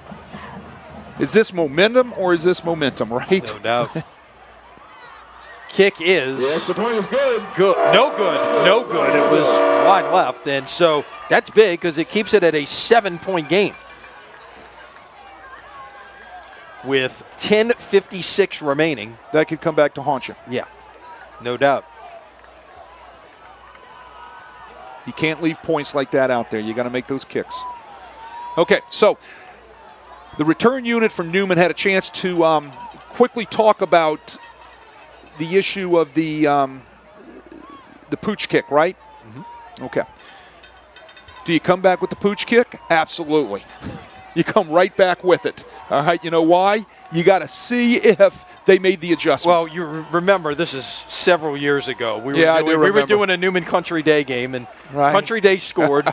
You know, and your old OC Joe Chango, the head coach of Country Day, ran the little kicker squib it forward onside kick, recovered it, went down and scored, ran the same kick again. Yeah. What was the line in the longest yard? If it worked once, it might work again. There you go. Yeah. Well, the question is you want to see if they made the adjustment. Did they coach them up? And they're lining up to look at it again. Yeah, they're backed up a little bit here, a little bit further with that second line. And again, it's a pooch kick. And this one is going to go out of bounds. Okay, but did you see his alignment there? Yep. He came up a little bit, and he was told, you got to catch that football if it's over that second line's head right there. And he was ready to catch the football if it wasn't out of bounds. So the coaching adjustment was made on the sidelines.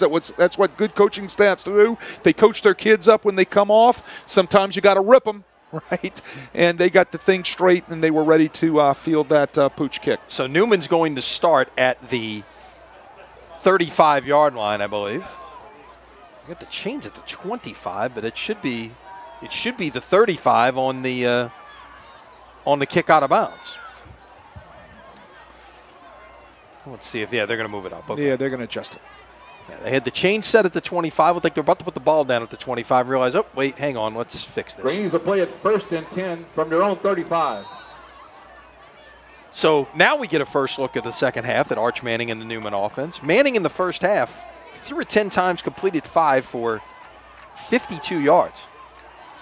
On first down, pass is caught and brought down behind the line of scrimmage. That was Kai Donaldson on the catch. Jacob Black, who has a couple of interceptions on the season, to lead the team. Brought down by number 13. Out there in the little bunch formation, running the wide receiver quick screen out there. Jacob Black doesn't get touched by one of the blockers, and he just slips through and makes a very, very good play on a very good wide receiver, Kai Donaldson. So 2nd down and 12. Bring the tight end in motion, tight to the formation, give it away to Zurich, who will push and get it back past the original line of scrimmage at about another half yard. Zurich had a nice first half, helped himself with those 2 big runs right before the end of the half. But even then, he showed some, showed you something. Got 3 yards there. He's got 11 carries for 83 yards on the night. Well, like I said in the first half, he is a solid running back. And that just changed everything. Look, we have not seen a lot of whistles here this evening. I think just about the only thing I think we've seen was those 2 delay of game penalties. Right there, that's an offside penalty against Belle Chasse. Oh, it's been very well. It's been very cleanly played. And, the officials don't want to be noticed, right? They want to get out there, do their job, and make sure everything's fair and everything's operating right. And they've done a nice job tonight. But the players have done a nice job because they've kept it clean. Clean, meaning no holds, no interferences or anything of that nature. See how quickly they got to check with me? They got in their formation, they got to check with me, and they're ready to go with 19 on the clock. Plenty of time, yes, absolutely. Yes. Line to make is the 45. Manning looking, rolling this way. Lets it fly. Pass is caught, I believe. Belle Chasse is begging for an incomplete pass. Now the officials are talking about it, and it's going to be a catch. St. Valère on the catch at the 40-yard line. Nice throw by Manning. Nice catch, as his receiver did a great job coming back to the football here, Wade. Well, St. Valère was not the guy he was looking for. He was originally looking for Kai Donaldson on the slant again, but it was all covered up by the linebacking core. Belle Chasse got underneath the slant into the slant lane, so he got out of the pocket and he extended the play, and that showed the talent and the arm speed of Manning running and throwing on the run right there to hit St. Valère coming back on the scramble drill. At the 40, Manning now will step up and take off. First down and then some, out to about the 25-yard line. That's where he made great gains. He knew exactly the sticks, where he had to go, where he had to get before he had to get out of bounds. He made sure he got the first down before he got out of bounds. That's the difference of seeing him over the past 3 years as a freshman, sophomore, and a junior, and now as a senior. This is a senior play. This is what Texas is going to get down the road from a guy like Arch Manning. The ball at the 25-yard line of Belle Chasse. Give it away on first down to Zurich. Number 36, Zurich. Might have gotten back to the line of scrimmage, and that is about it. 14, well defended that time is Cedric Harris. Cedric Harris said, no way, watch him step up in the hole and make a play right here. Great tackle, good trap block right there, bang. There's Cedric Harris coming from his linebacker position and puts his pad right. Done that a bunch. Leading tackler on this Belle Chasse team. Came in with 31 stops along with 2 sacks this season. Got his pad leveled down and made a nice form tackle. So 2nd down and 10. This time, it's the freshman that gets a look. That is Jake Randall. Number 22, Jake Randall, around the right side. And he will not make it back to the line of scrimmage. Yeah, he ran into Alfred Carter out there, 5'8", 190-pound senior, and he said no way to the freshman, right? Just didn't have anywhere to go out there on the edge. Down and 12 for the Greenies. The ball is at the 28-yard line. 3rd down and 13. Big play in this football game right here. When you got a good kicker like Neesit, you don't necessarily have to get it all, but at the same time, you're down by 7. 4 in the box. Daring him to run it, and Manning's going to step up and run it. Can he get to the edge? He does. Stays on his feet and will stay on his feet all the way into the end zone, I believe, or did he step out of bounds? Flag on the play. There's a flag down, though. Hold everything. This may be an illegal block in the back. Manning stepped out, it looked like at the 3-yard line, but Well, it's going to be a spot foul from that particular area. well, let's see where the flag is and where they're going to mark off the penalty. It's 10 yards from the spot.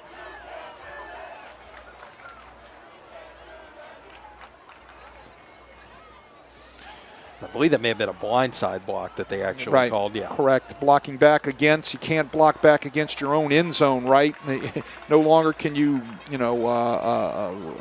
go back and just clean somebody's clock that's in a trailing position, correct?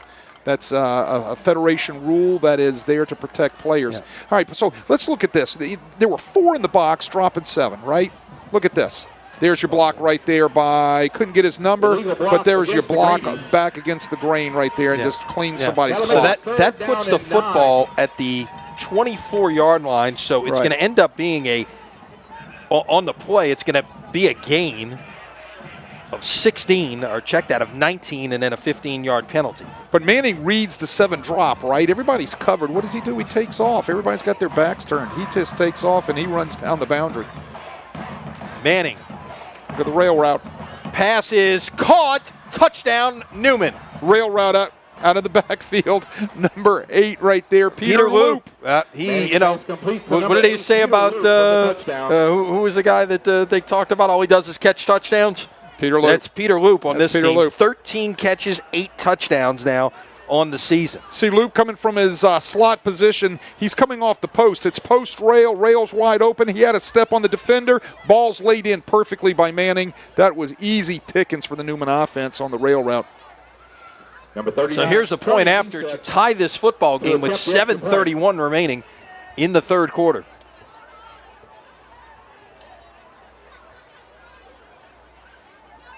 Neesit's kick is The extra point is good. And we've got a brand new football game with 7:31 to play here in the third quarter as Newman goes 8 plays, 65 yards, taking up almost 3.5 minutes off the clock. Tonight's coverage on Crescent City Sports brought to you by Gabriel Shores, Kenner's newest multifamily condominium style rentals on the levee of Lake Pontchartrain. Gabriel Shores features 2-bedroom units, Caribbean-style architecture, vaulted ceilings, and open floor plans. For more information about leasing options, visit GabrielShores.com.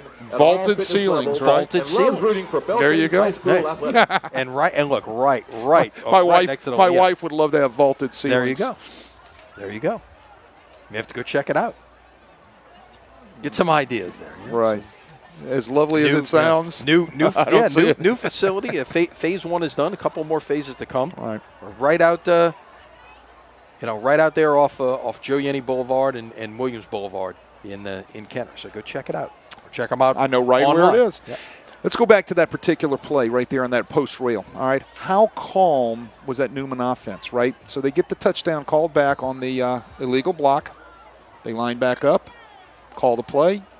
Manning drops a dime, touchdown. It's like they've been there before. Yeah, correct? they know what to do. They know what to do. They've been there before, and that's the what they can bring to the table. They bring that calm about them offensively. They don't panic. Kickoff will go into the end zone. Another touchback. That's a great weapon to have there, Wade. It's you're going to make you know you're going to make the other team have to go 80 yards if you can do that consistently. Right. I've had a few, and it really is a charge for your defense when they know they've got all that grass to their back, right? So, you know, and then I've had guys that can't do that, right? So you got to become inventive. Like squibbing and pooching and onside kicking and all that type of stuff. Okay, so here we go. So let's see what answer Belle Chasse has with Mr. Voisin here.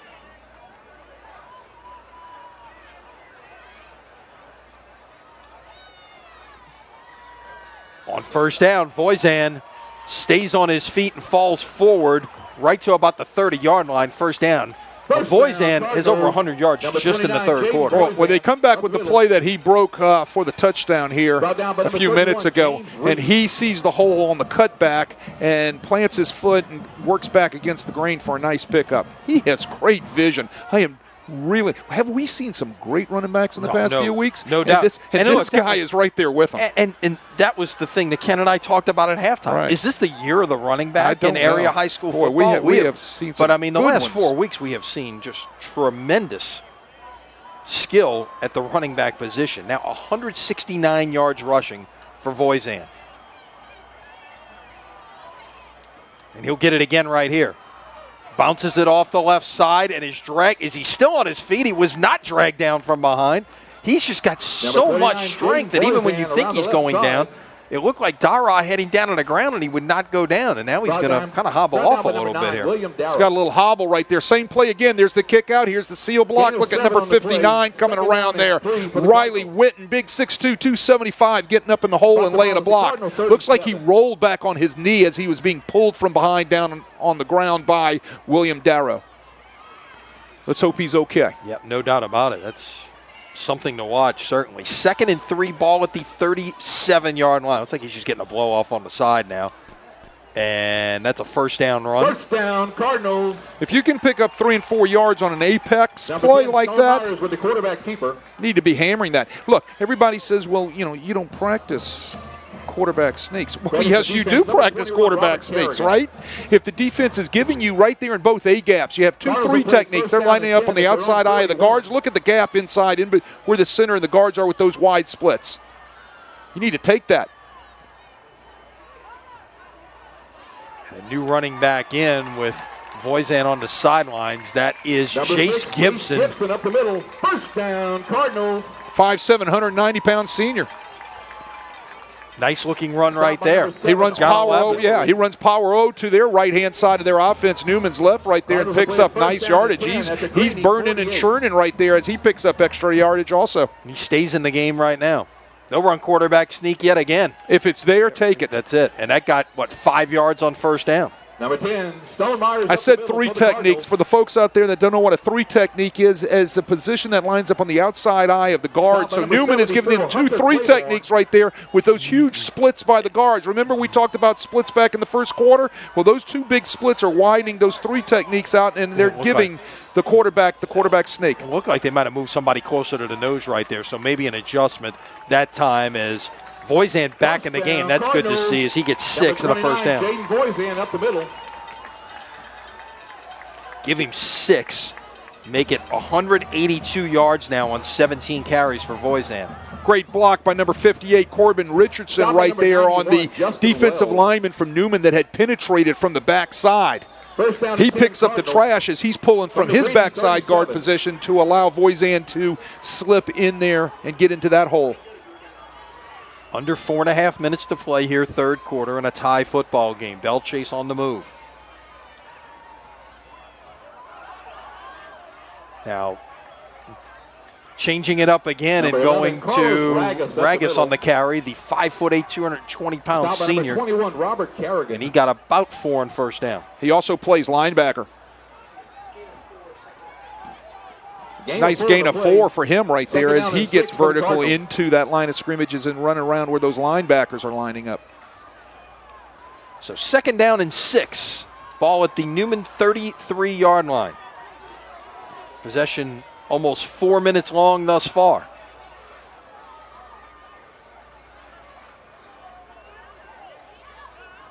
Give it to Voisin. First down. Looks like his knee might have hit back at the 27-yard line. Here's the power again. Look at the kick out by Regas right here. And the backside pull by number 58, Corbin Richardson, up into the hole.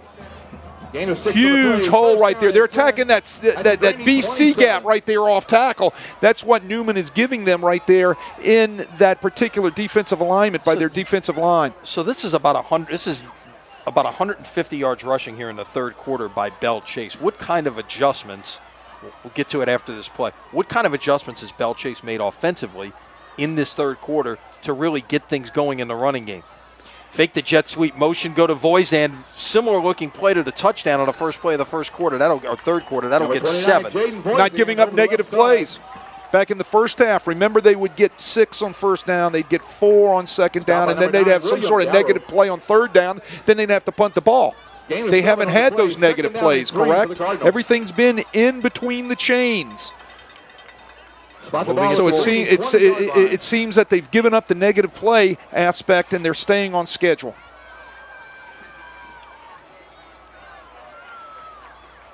Now closing in on the 2-minute mark of the third quarter. This time they will run the jet sweep. Cutting it up inside. First down and more. A nice looking play that time from DeAndre Franklin. And here's the next thing. Right now they're just a more physical football team than Newman.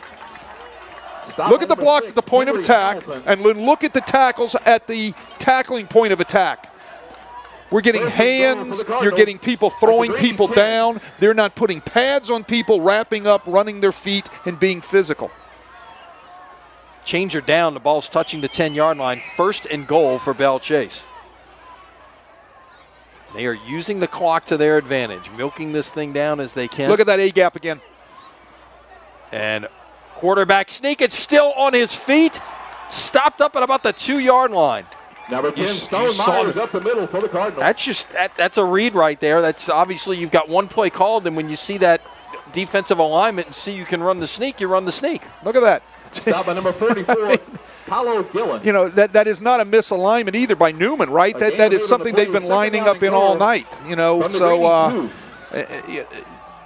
Stone Myers sees that. He has the permission from his coaches to take that quarterback sneak or that apex play at any time that he is getting that type of look. That's Voisin to the left of Myers. Whistles before this one can get started, and if this is a false start, boy, this is big. Let's see. Did not see what caused this whistle. Was not a delay of game. It is offside against Newman. Somebody flinched into the neutral zone. That's it. After Vincent's second down and goal from the 1. So officials were going to stop that immediately that they had a penetration into that neutral zone, and they had snapped the ball at the same time simultaneously. Yeah, that is a dead ball no matter what. Now you'll get the quarterback sneak here. They try to push. Touchdown. Stone Myers. Stone Myers up the middle with the quarterback keeper. They elect to go for 1 instead of going for 2. Yeah, it's a 6-point game. You look at the margin, Yep, there you go. Another look. He wanted it all stacked up in there. Just got the push up front, got the push from behind. Impressive drive. Yeah. How about 12 plays all on the ground, 80 yards, and it took 6 minutes and 41 seconds. That is exactly what Stephen Myers wanted coming into this game. Time-consuming drives that ideally ended with some kind of kick like this. It's good. Belle Chasse leads it 20-13 with 50 seconds to play in the third quarter. I will say this: Newman will not panic. They know exactly what to do. They have a lot of time, and they know how to attack defenses. And we already saw it on that last Newman scoring drive when Manning dropped the dime out there to Loop, and they know how to overcome some adversity and stay the course. So it's going to be interesting to see the adjustments that they make and how they come back and answer to this drive that Belle Chasse just put together. Veterans are welcome to join us for a day of honor and celebration. Deadlock finally broken at Ted Gormley about the 5-minute mark of the third quarter. Brother Martin scores to break that scoreless tie with Jesuit. Point after coming. That's like a heavyweight fight at Ted going. Oh yeah. That regular season game last year, I caught the end of that one. We had Newman that night as well, and Newman Country Day early start got caught the end of that one, and that was quite that kind of game. It was 7-7 at the end of regulation, went triple overtime. Brother Martin won it in triple overtime. All right, so let's see if we get another sky kick you here. Get that sky kick that works so well. Stole a possession. Difference in this game right now. This time it's fielded at the 18-yard line. And room to run, staying on his feet out past the 40, dragged down at about the 44-yard line. That was Guillory on the return. And Jacob Black with potentially a touchdown-saving tackle right there. He gets to the next level, and he might outrun everybody. Look, the football was meant to be caught, right? Okay, so they did a great job coaching him up from when they had a little mishap 2 kickoffs before, right? They coached him up, and look what happens. He catches the ball. They get great blocking. Look at the blocking right there. Nice wall by the Newman Greenies, and he's off to the races. And Arch Manning and the Greenies start off with great field position. Yep, at the 44-yard line. Man in motion one way, turns it back the other. Give it away this time. This is Zurich with room to run. Gets about maybe 5.5 yards on first down. 5.5 yards against a 5-man box. You can't ask for anything better. Cedric Harris. A gain of 5 on the play. 2nd down and 5 for the Greenies. Great block. Great block by number 54, Hyde Manning. Yep, the younger 225, blocking for Will Zurich there. Yep. Coming around from his guard position, getting up on a linebacker. So there will still be a Manning on the field next year. Hyde's a junior, the younger brother of Arch.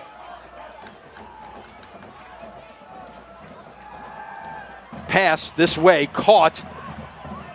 Nice run, and out to about the 41-yard line. That is Anthony Jones on the catch and run for a gain of 10. Anthony Jones is talented. He comes with 271 yards receiving on the season and with 5 touchdowns. Look, he makes one guy miss right there. He needs to keep that head up. Let's keep that head up right there. I don't like to see that head going down, Mr. Jones. And he makes a nice play, and he picks up the first down for the Greenies. On what is the final play of the third quarter. A third quarter that was all Belle Chasse. They got 20 points on the board. And at the end of 3, it is now the Cardinals 20 and the Greenies 13. The fourth quarter coming up. Stay with us. You're watching high school football from Crescent City Sports.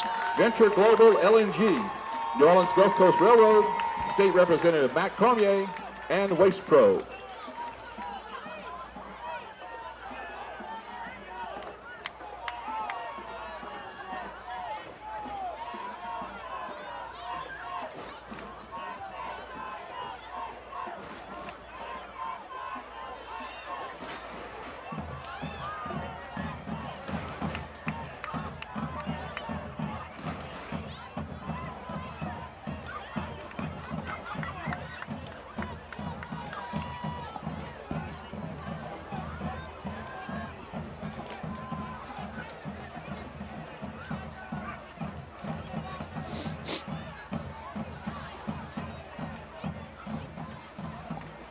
Greenies will play it 1st and 10 from the Cardinal 41.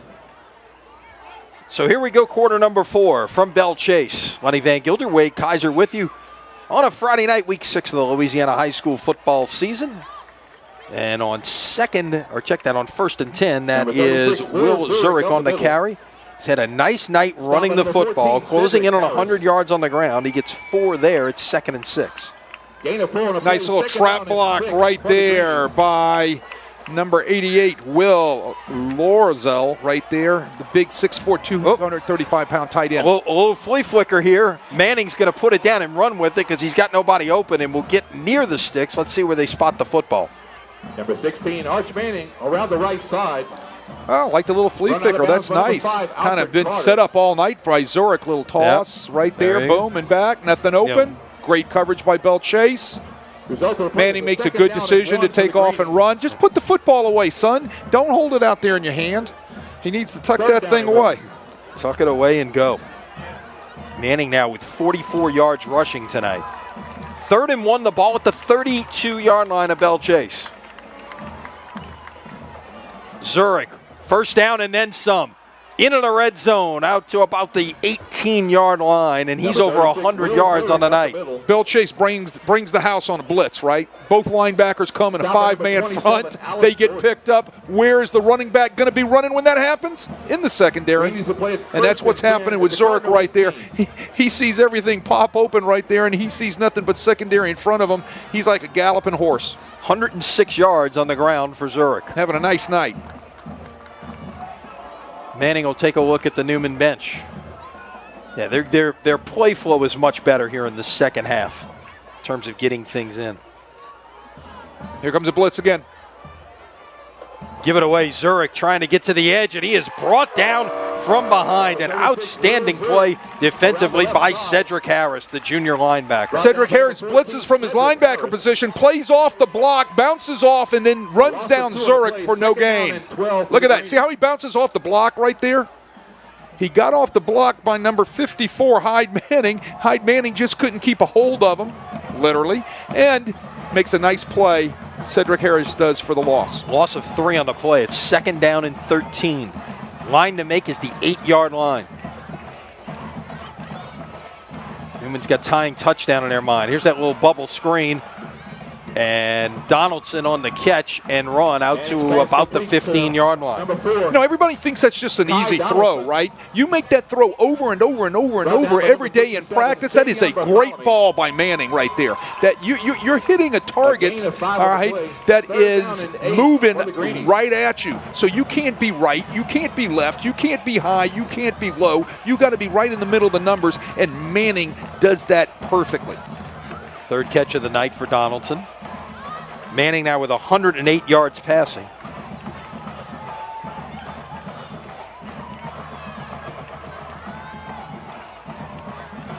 Play clock at 3. They're not getting it. I don't think they got that off. Nope, they didn't get it off. Well, maybe they did. Again, that's one of those things as Manning will scramble, and he'll be brought down from behind. That was Chase Gibson from his linebacker spot who dragged down Manning for the sack, and it's 4th down. Things just weren't kosher right there from the beginning. Now, remember this, too, on we'll get back, finish to talking about the play here on the defense. They were having trouble getting the back set up where they wanted. They weren't getting the right read over to the boundary. They were having trouble getting the play in, and then that seemed to be doomed from the beginning, but that's not to take away from Chase Gibson, who made a great play right there. All right, this will be a 35-yard field goal try. Head to attempt the field goal. And we'll get to the mechanics as well, as Nisit's kick has plenty of leg, and it is good. The field goal is Boy, he's had a nice night tonight. 3 field goals tonight, and it is a 20-16 football game. But let's talk a little bit about how the play clock works in a delay of game situation as you get another look at Nisit's 3rd field goal of the night. When the clock hits 0, you don't throw the flag at that point. The back judge's job is to then look at the line of scrimmage and see if the ball has been snapped. So there's about a half a second delay in there. Yeah, well, don't tell the Belle Chasse coaches that. Oh, it's So, I mean, that's why I don't have any more hair, right? I mean, I'd have been pulling my hair out, throwing my hat, screaming, and everything else. What's my excuse? What's your excuse, right? But I wasn't. You're absolutely right on the mechanics. And these guys have done a great job tonight. Credit to the New Orleans Officials Association, have done a great job tonight in everything on the field, right? So you're right. But if you're on the opposite end of that clock and the play gets off, you're not a happy man, right? No. I'm sure Coach Myers right there had a few choice words for the official on his boundary. Well, Nisit will kick it off, and we've become accustomed to seeing touchbacks here. See if he delivers again.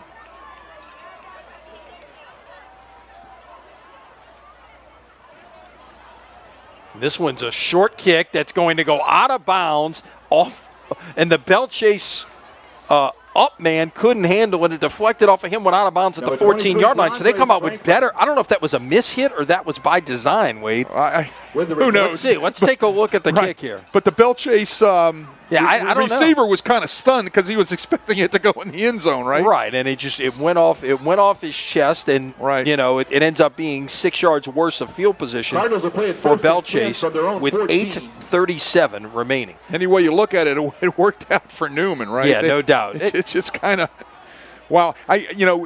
You can kind of get lulled to sleep if the opposing team just puts it in the end zone over and over and over again, and all of a sudden there's possibly a miss hit, and you got to feel the ball. You're just not ready for it. Look at the size of the splits again by the Belle Chasse offensive lineman. Ball at the 14. Fake the jet sweep. Voisin up the middle. 2 yards on the carry. That may be about the best job of defense that we've seen here in the second half. I don't know if he's taking a rest down there or if something's wrong. That's him laying on the ground. That's Voisin laying on the ground right now. You hope he's okay.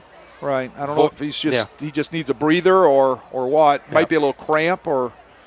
It is a warm night. Voisin tonight, 20 carries for 197 yards. Of course, the big play was the 80-yard touchdown run on the first play of the second half. Number 29, and he's going to walk off gingerly, but under his own power. Looks like maybe he could have had a cramp in his calf there, and you never know. You could have taken a helmet on that shin bone right there.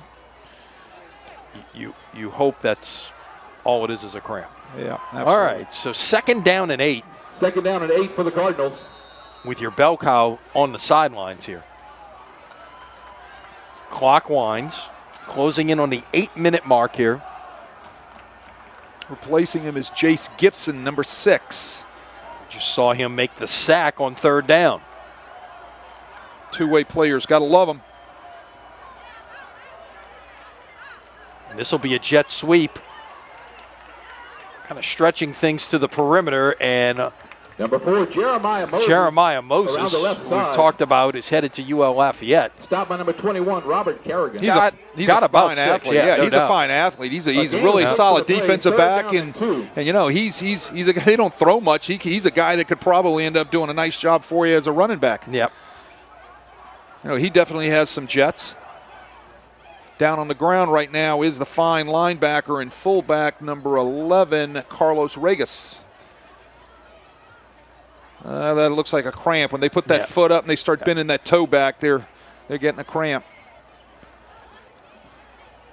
So it'll be 3rd and 2 when we resume. And, I guess just the wear and tear of this game. And, again, a warmer night than what we've had the last couple of weeks. Got up to almost 90 today. Maybe having an impact here. Well, that and when you're playing both ways, that's the other thing. A lot of these guys are. Right. Offensively, you're trying to get 60 snaps in. That was one thing I always, we were trying as a goal to always have 60-plus snaps, right? Now you're taking 60 if you're playing offense, and maybe another 60 playing defense. So you're 120-plus snaps on the evening. Now, one thing that Belle Chasse is doing, obviously, is really milking the play clock here, trying to shorten this game. They have only taken 39 snaps on offense tonight. 3rd down and 3 for the Cardinals. Compared to, my count has 40 for Newman here. But still, that's with 7.5 minutes remaining in this football game. Right, but the goal was always 60. 60 was kind of the goal that you wanted to have offensively in high school. Comes your jet motion, and this time the quarterback will keep it, and Myers falls forward. He is right near the line to gain. The spot is everything here. Let's see. Chains now, they will signal 1st down. Yeah. One thing we don't see a lot of, I saw one last night for the first time all year in a high school football game, a measurement. Really? Yeah. Looks like they're going to have a measurement. Nope, wait.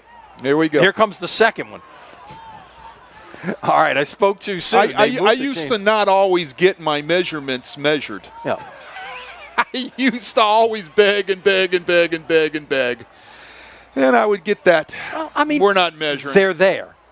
Use them. Right. Well, but you ask for them. It's at the discretion of the officiating crew whether or not they're going to want to measure it. And And in many instances, sometimes you get it, sometimes you don't. Looks like they're a tad short. They are short. There you go. So officially, it's a gain of 1. But when you got guys cramping and guys are tired playing both ways, you're going to ask for that measurement because you're getting that Gatorade bottle out there as fast as possible. That effectively becomes a free timeout. Depends on the time of the game. Exactly. As well. So it's about what? About 2 links short there, it looks like? Yes. And by the way, we should mention that, we were talking about the Myers family. Steven's brother Wayne is part of the chain crew. He's like you. He wants to stay involved in the game. He's not coaching anymore, but this is his way of staying involved in the game. 4th down. Now it's decision time here. This is a huge decision right here on 4th and just a couple of links of the chain. Well, at your own 24-yard line. We saw Tulane go for it against Kansas State in this spot. They're lining up like they will. Nope. They get the movement up front, but Newman did not cross into the neutral zone. Play clock at 7, 6. They will snap it. Myers forward, got it easily. First down. Cardinals. Myers has made a living tonight with the quarterback sneak or the apex play, right? And, why not? Newman's got everything stacked up inside those A-gaps now, right there on each side of the center, and the linebackers are going to pile in there. But look at this surge by that Belle Chasse offensive line, especially number 55, David Lieber, right there. Does a nice job getting some movement up there.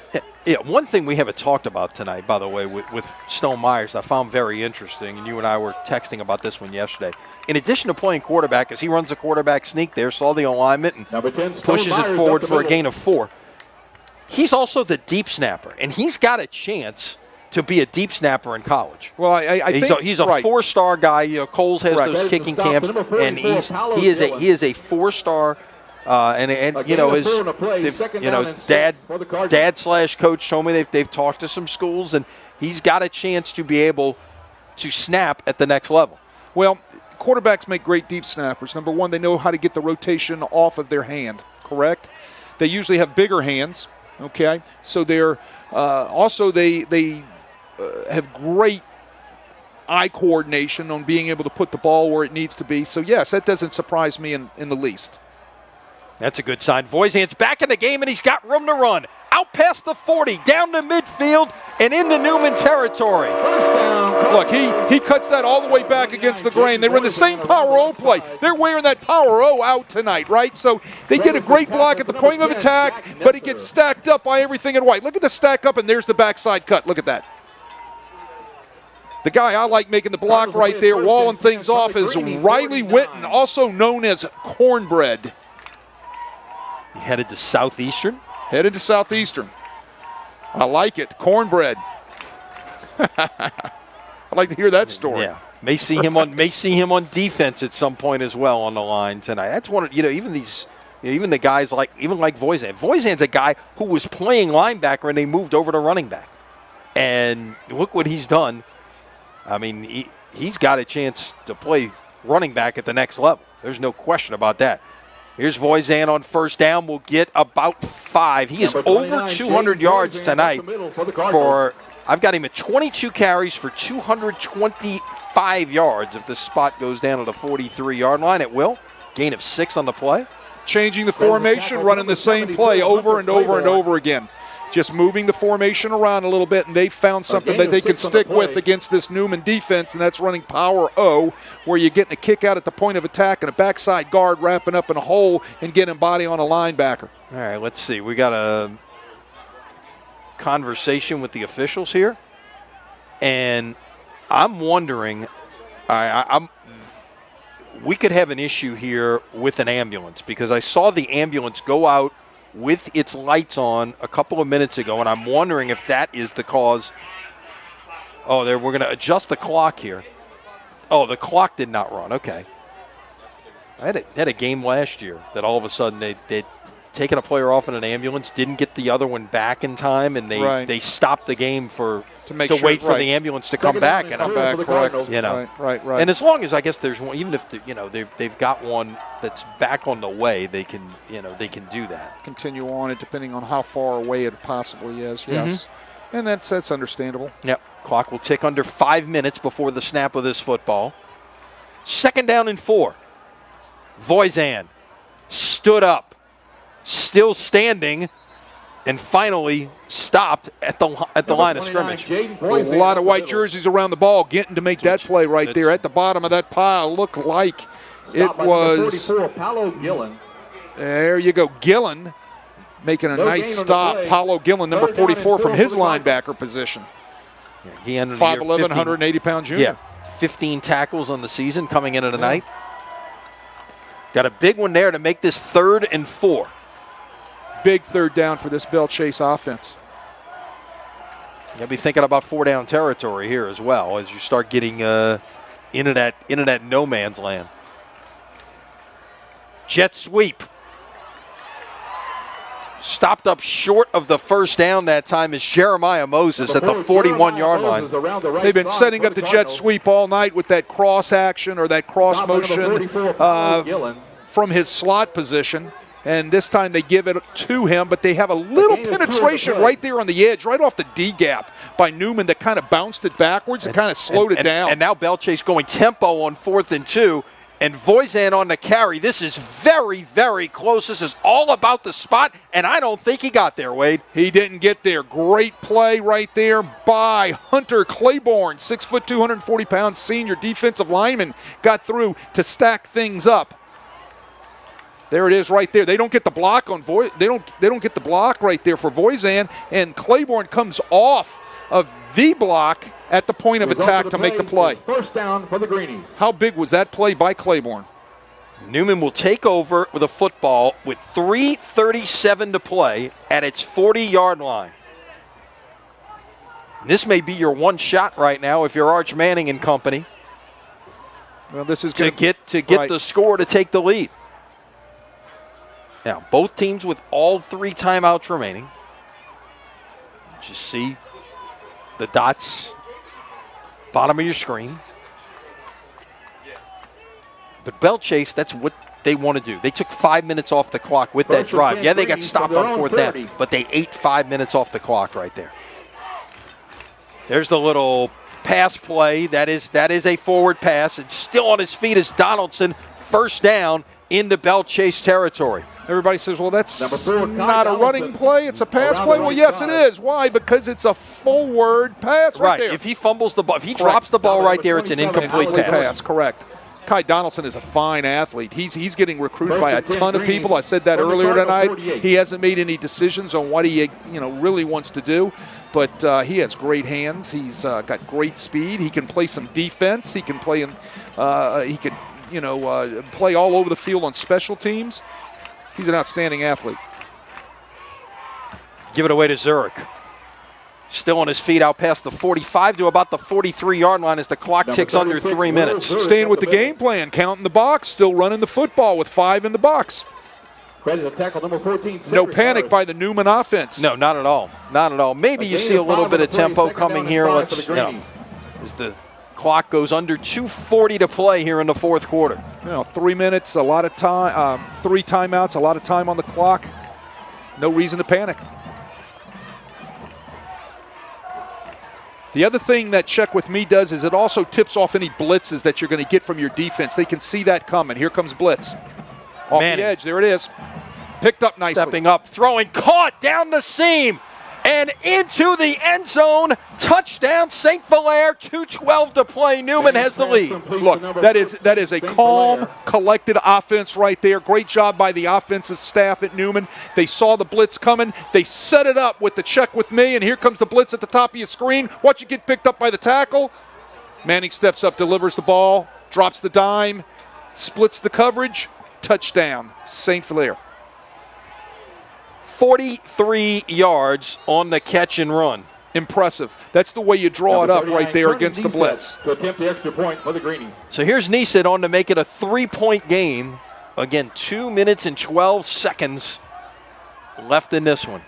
Look, that's a lot of time for Belle Chasse, too. Wow. We've seen how quickly that guy can go yard, right? Kick is good, and your new score, Newman 23, Belle Chasse 20. This has turned into quite an entertaining football game here Belle Chasse scored 20 points in the third quarter to overcome a halftime deficit to take the lead into the fourth. Newman has scored 10 points in the fourth quarter to regain the lead. What's fun is two different styles of football, right? Mm-hmm. Yep. You got one that's a balance. It wants to stay balanced, wants to take what you're being given by the defense, and the other one is going to be we're going to muscle it and we're going to ram it right down your throat type of offense, right? So it's really fun to watch this and to see the different types of methods of moving the football and different types of motivations each team has offensively. It's fun. Again, both teams with all 3 timeouts remaining.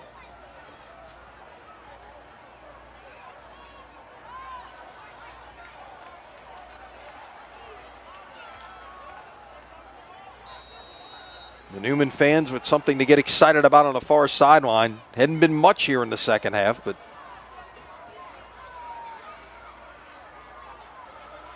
they've got the lead back for the first time since the opening seconds of the third quarter. They led it 6-0 at half. Belle Chasse scored on the first play of the third quarter to take a 7-6 lead. They haven't trailed since then. That's into the end zone. No miss hit there. Nope. So Belle Chasse is going to have to go 80 yards with 2:12 to play. And that is, you keep in mind those 2 stops by, or really 3 stops by the Newman defense. It was 2nd down and 4, and they came up with 3 big plays to get off the field on 4th down, including 2 runs by Voisin for just a total of 1 yard. He's got 226 yards on 24 carries tonight. Wow. And you figure he's going to touch the football here. Yeah, he's not done. No, no, not at all. Not at all. Any stretch of the imagination. So what does Newman have to do here? All right, they got to tackle. Let's get to the right place, the right spots, and then let's put some shoulder pads on this guy, right? That's what they've got to do. That's what they were pounding over there on the sideline to their defense. And this is an empty formation. It's 3 versus 2 at the bottom of the screen. They're going to run a screen pass, and they've got this well drawn up and out past the 30 to about the 33-yard line. Moses on the catch, and he gets out of bounds as well. Right, you think players, right? Get the ball in the hand of players, get the ball in the hands of guys like Moses. He can make things happen when it's in his hands. They've got to invent ways to get the ball in his hands, and that's one way to do it. Don't have to throw it vertically. You can throw it horizontally. That's fine. Just get the ball in the guy's hands. First pass completion. Now Myers is lining up as a wide receiver, and Voisin is in the Wildcat here.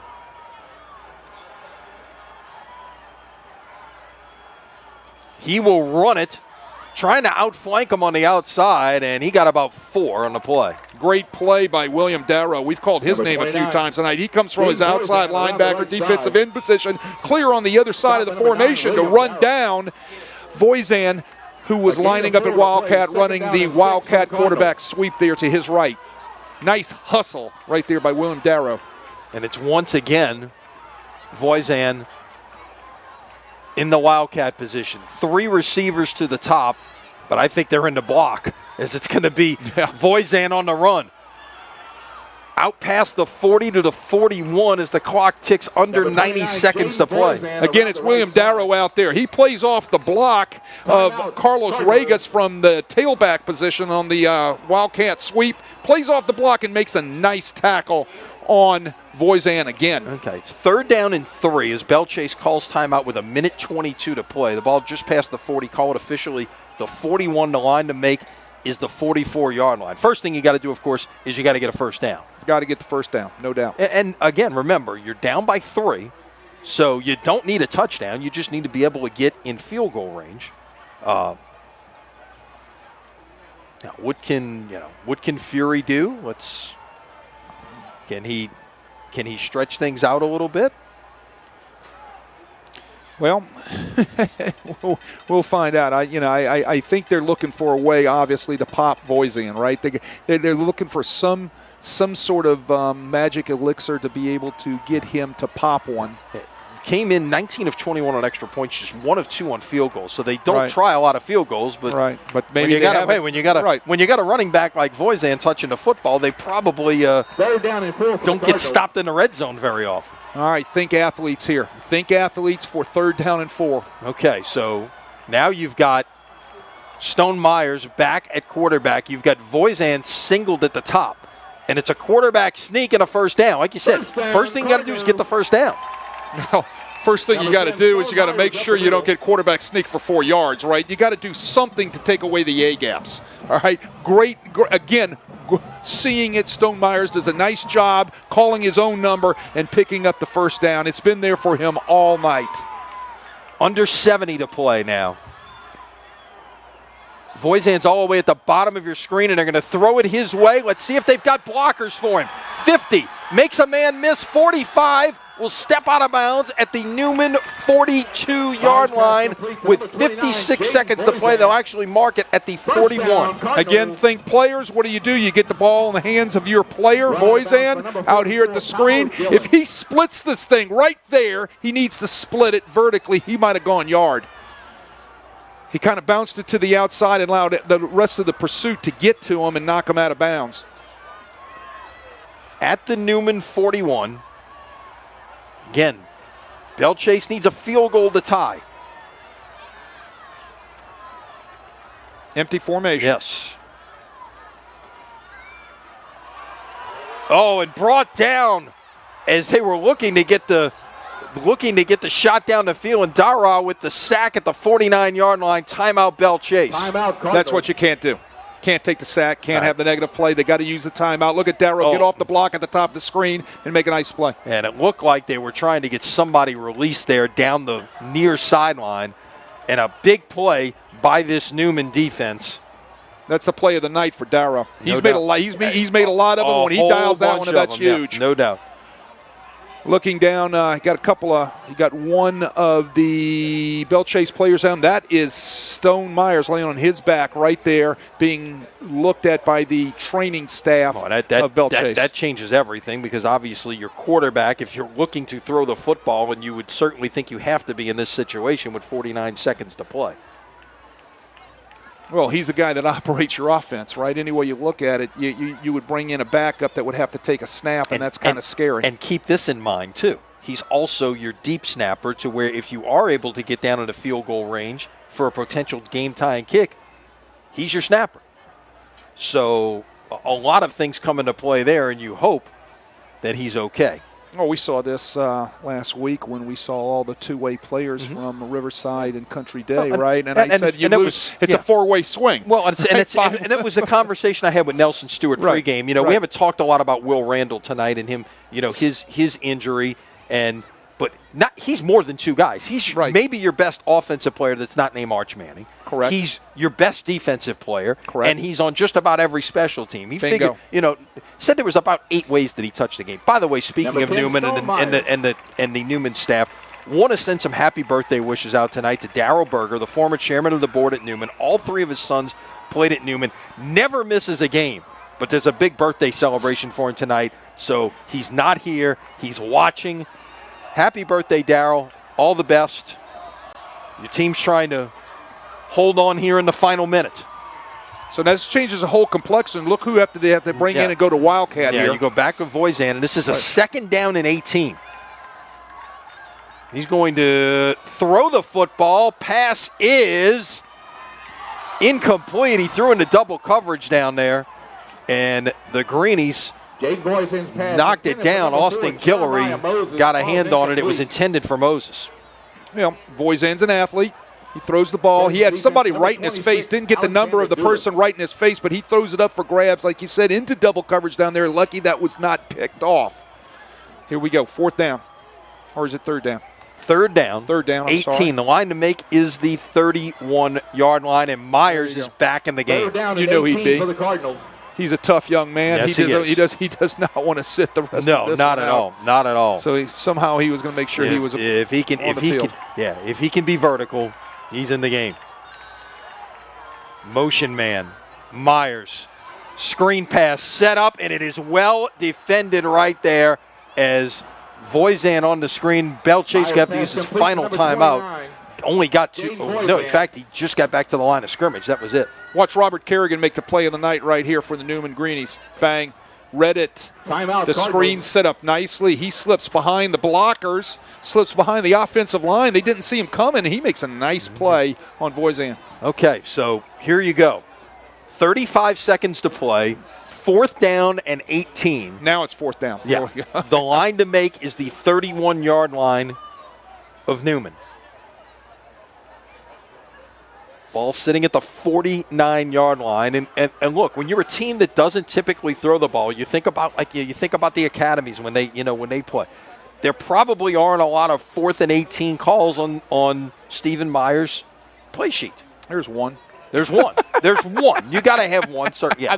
And I'm being facetious, but right. but the deal is exactly you're right on spot there, because you don't have those plays on your play sheet.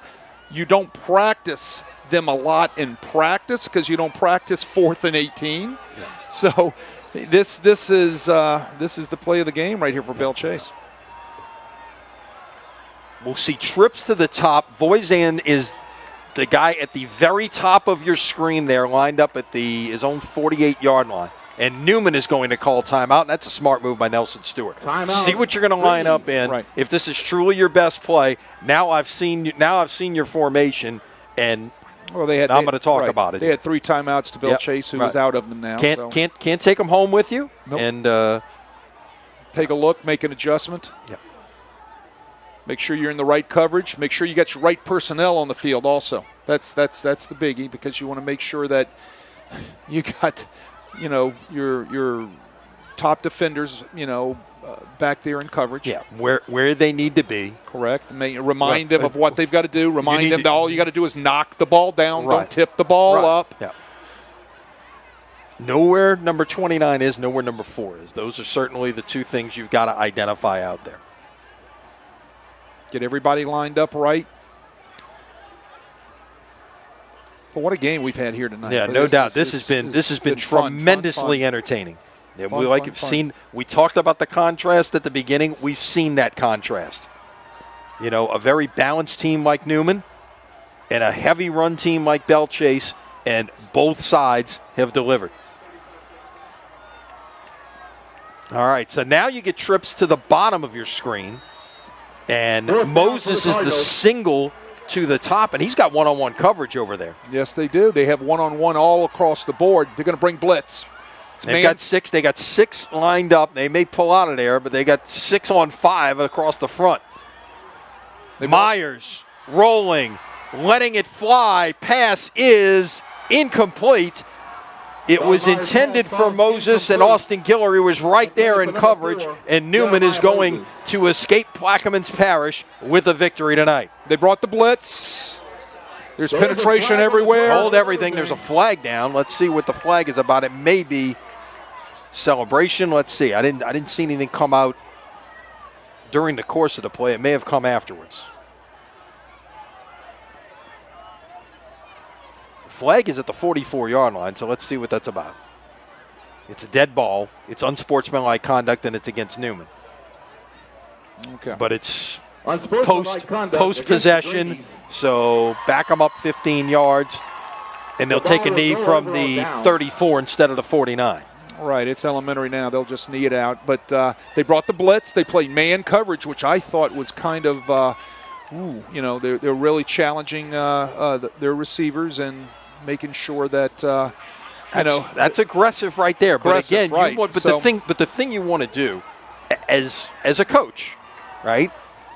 You want to make somebody do something they're not comfortable with doing, and correct. You forced them into a down and distance they didn't want to be in, into a 2-minute drill that they didn't want to be in, and you made the quarterback get rid of the ball in a hurry. And then they blitzed them. Yeah. And then that was the thing. They didn't pick up the blitz, and that forced Stone Myers to have to get out of there and throw it up in the air, and it was all over from there.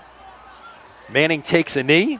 We'll see a lot of embraces, a lot of handshakes, and Newman will head back to Uptown with a 23-20 incredibly hard-fought victory over Belle Chasse. Right. Wade, your thoughts on what we saw here tonight? I'll tell you what, we saw And one that's great the running ball back, right? Mr. Voisin Final is score, outstanding the running back, Green and then as advertised with Arch Manning, Yeah, we've seen Arch. him now for 4 years straight. He is going to go on, and I know he is going to have a great rest of his prep season, as well as have a And when he great had- college career as he moves on. And when he had to do it, He had to do it. delivered. He did Newman got the ball back down Correct. 20-16 with 3:37 to play. He completed a 12-yard pass to Donaldson and then a 43-yard pass down the seam Right. to St. Hilaire. That was the biggest play of the game. Obviously, Right. the game-winning touchdown with 2:12 to play. 3-play, 60-yard drive, took 125 off the clock. Extra point was good. And look, we're talking about stars of the game, if you will. Voisin was outstanding. We saw some great Right. defensive play on both sides. Obviously, Arch Manning delivered in the clutch. Don't forget Kearney Neesett as well. 3 field goals and those kickoffs into the end zone that made Belle Chasse have to go the distance. So huge night, and Newman's defense rose to the occasion when they had to have it, and they did a great job with their coverage all night. Obviously, Belle Chasse can't throw the ball very well, but they took away an aspect that they could deliver more people in the box to make sure that they tried to get a hand on Voisin, and when they had to have it defensively, they showed up. Yeah. Manning's final numbers tonight, unofficially by my count, 12 out of 17, 163 yards and a couple of touchdowns.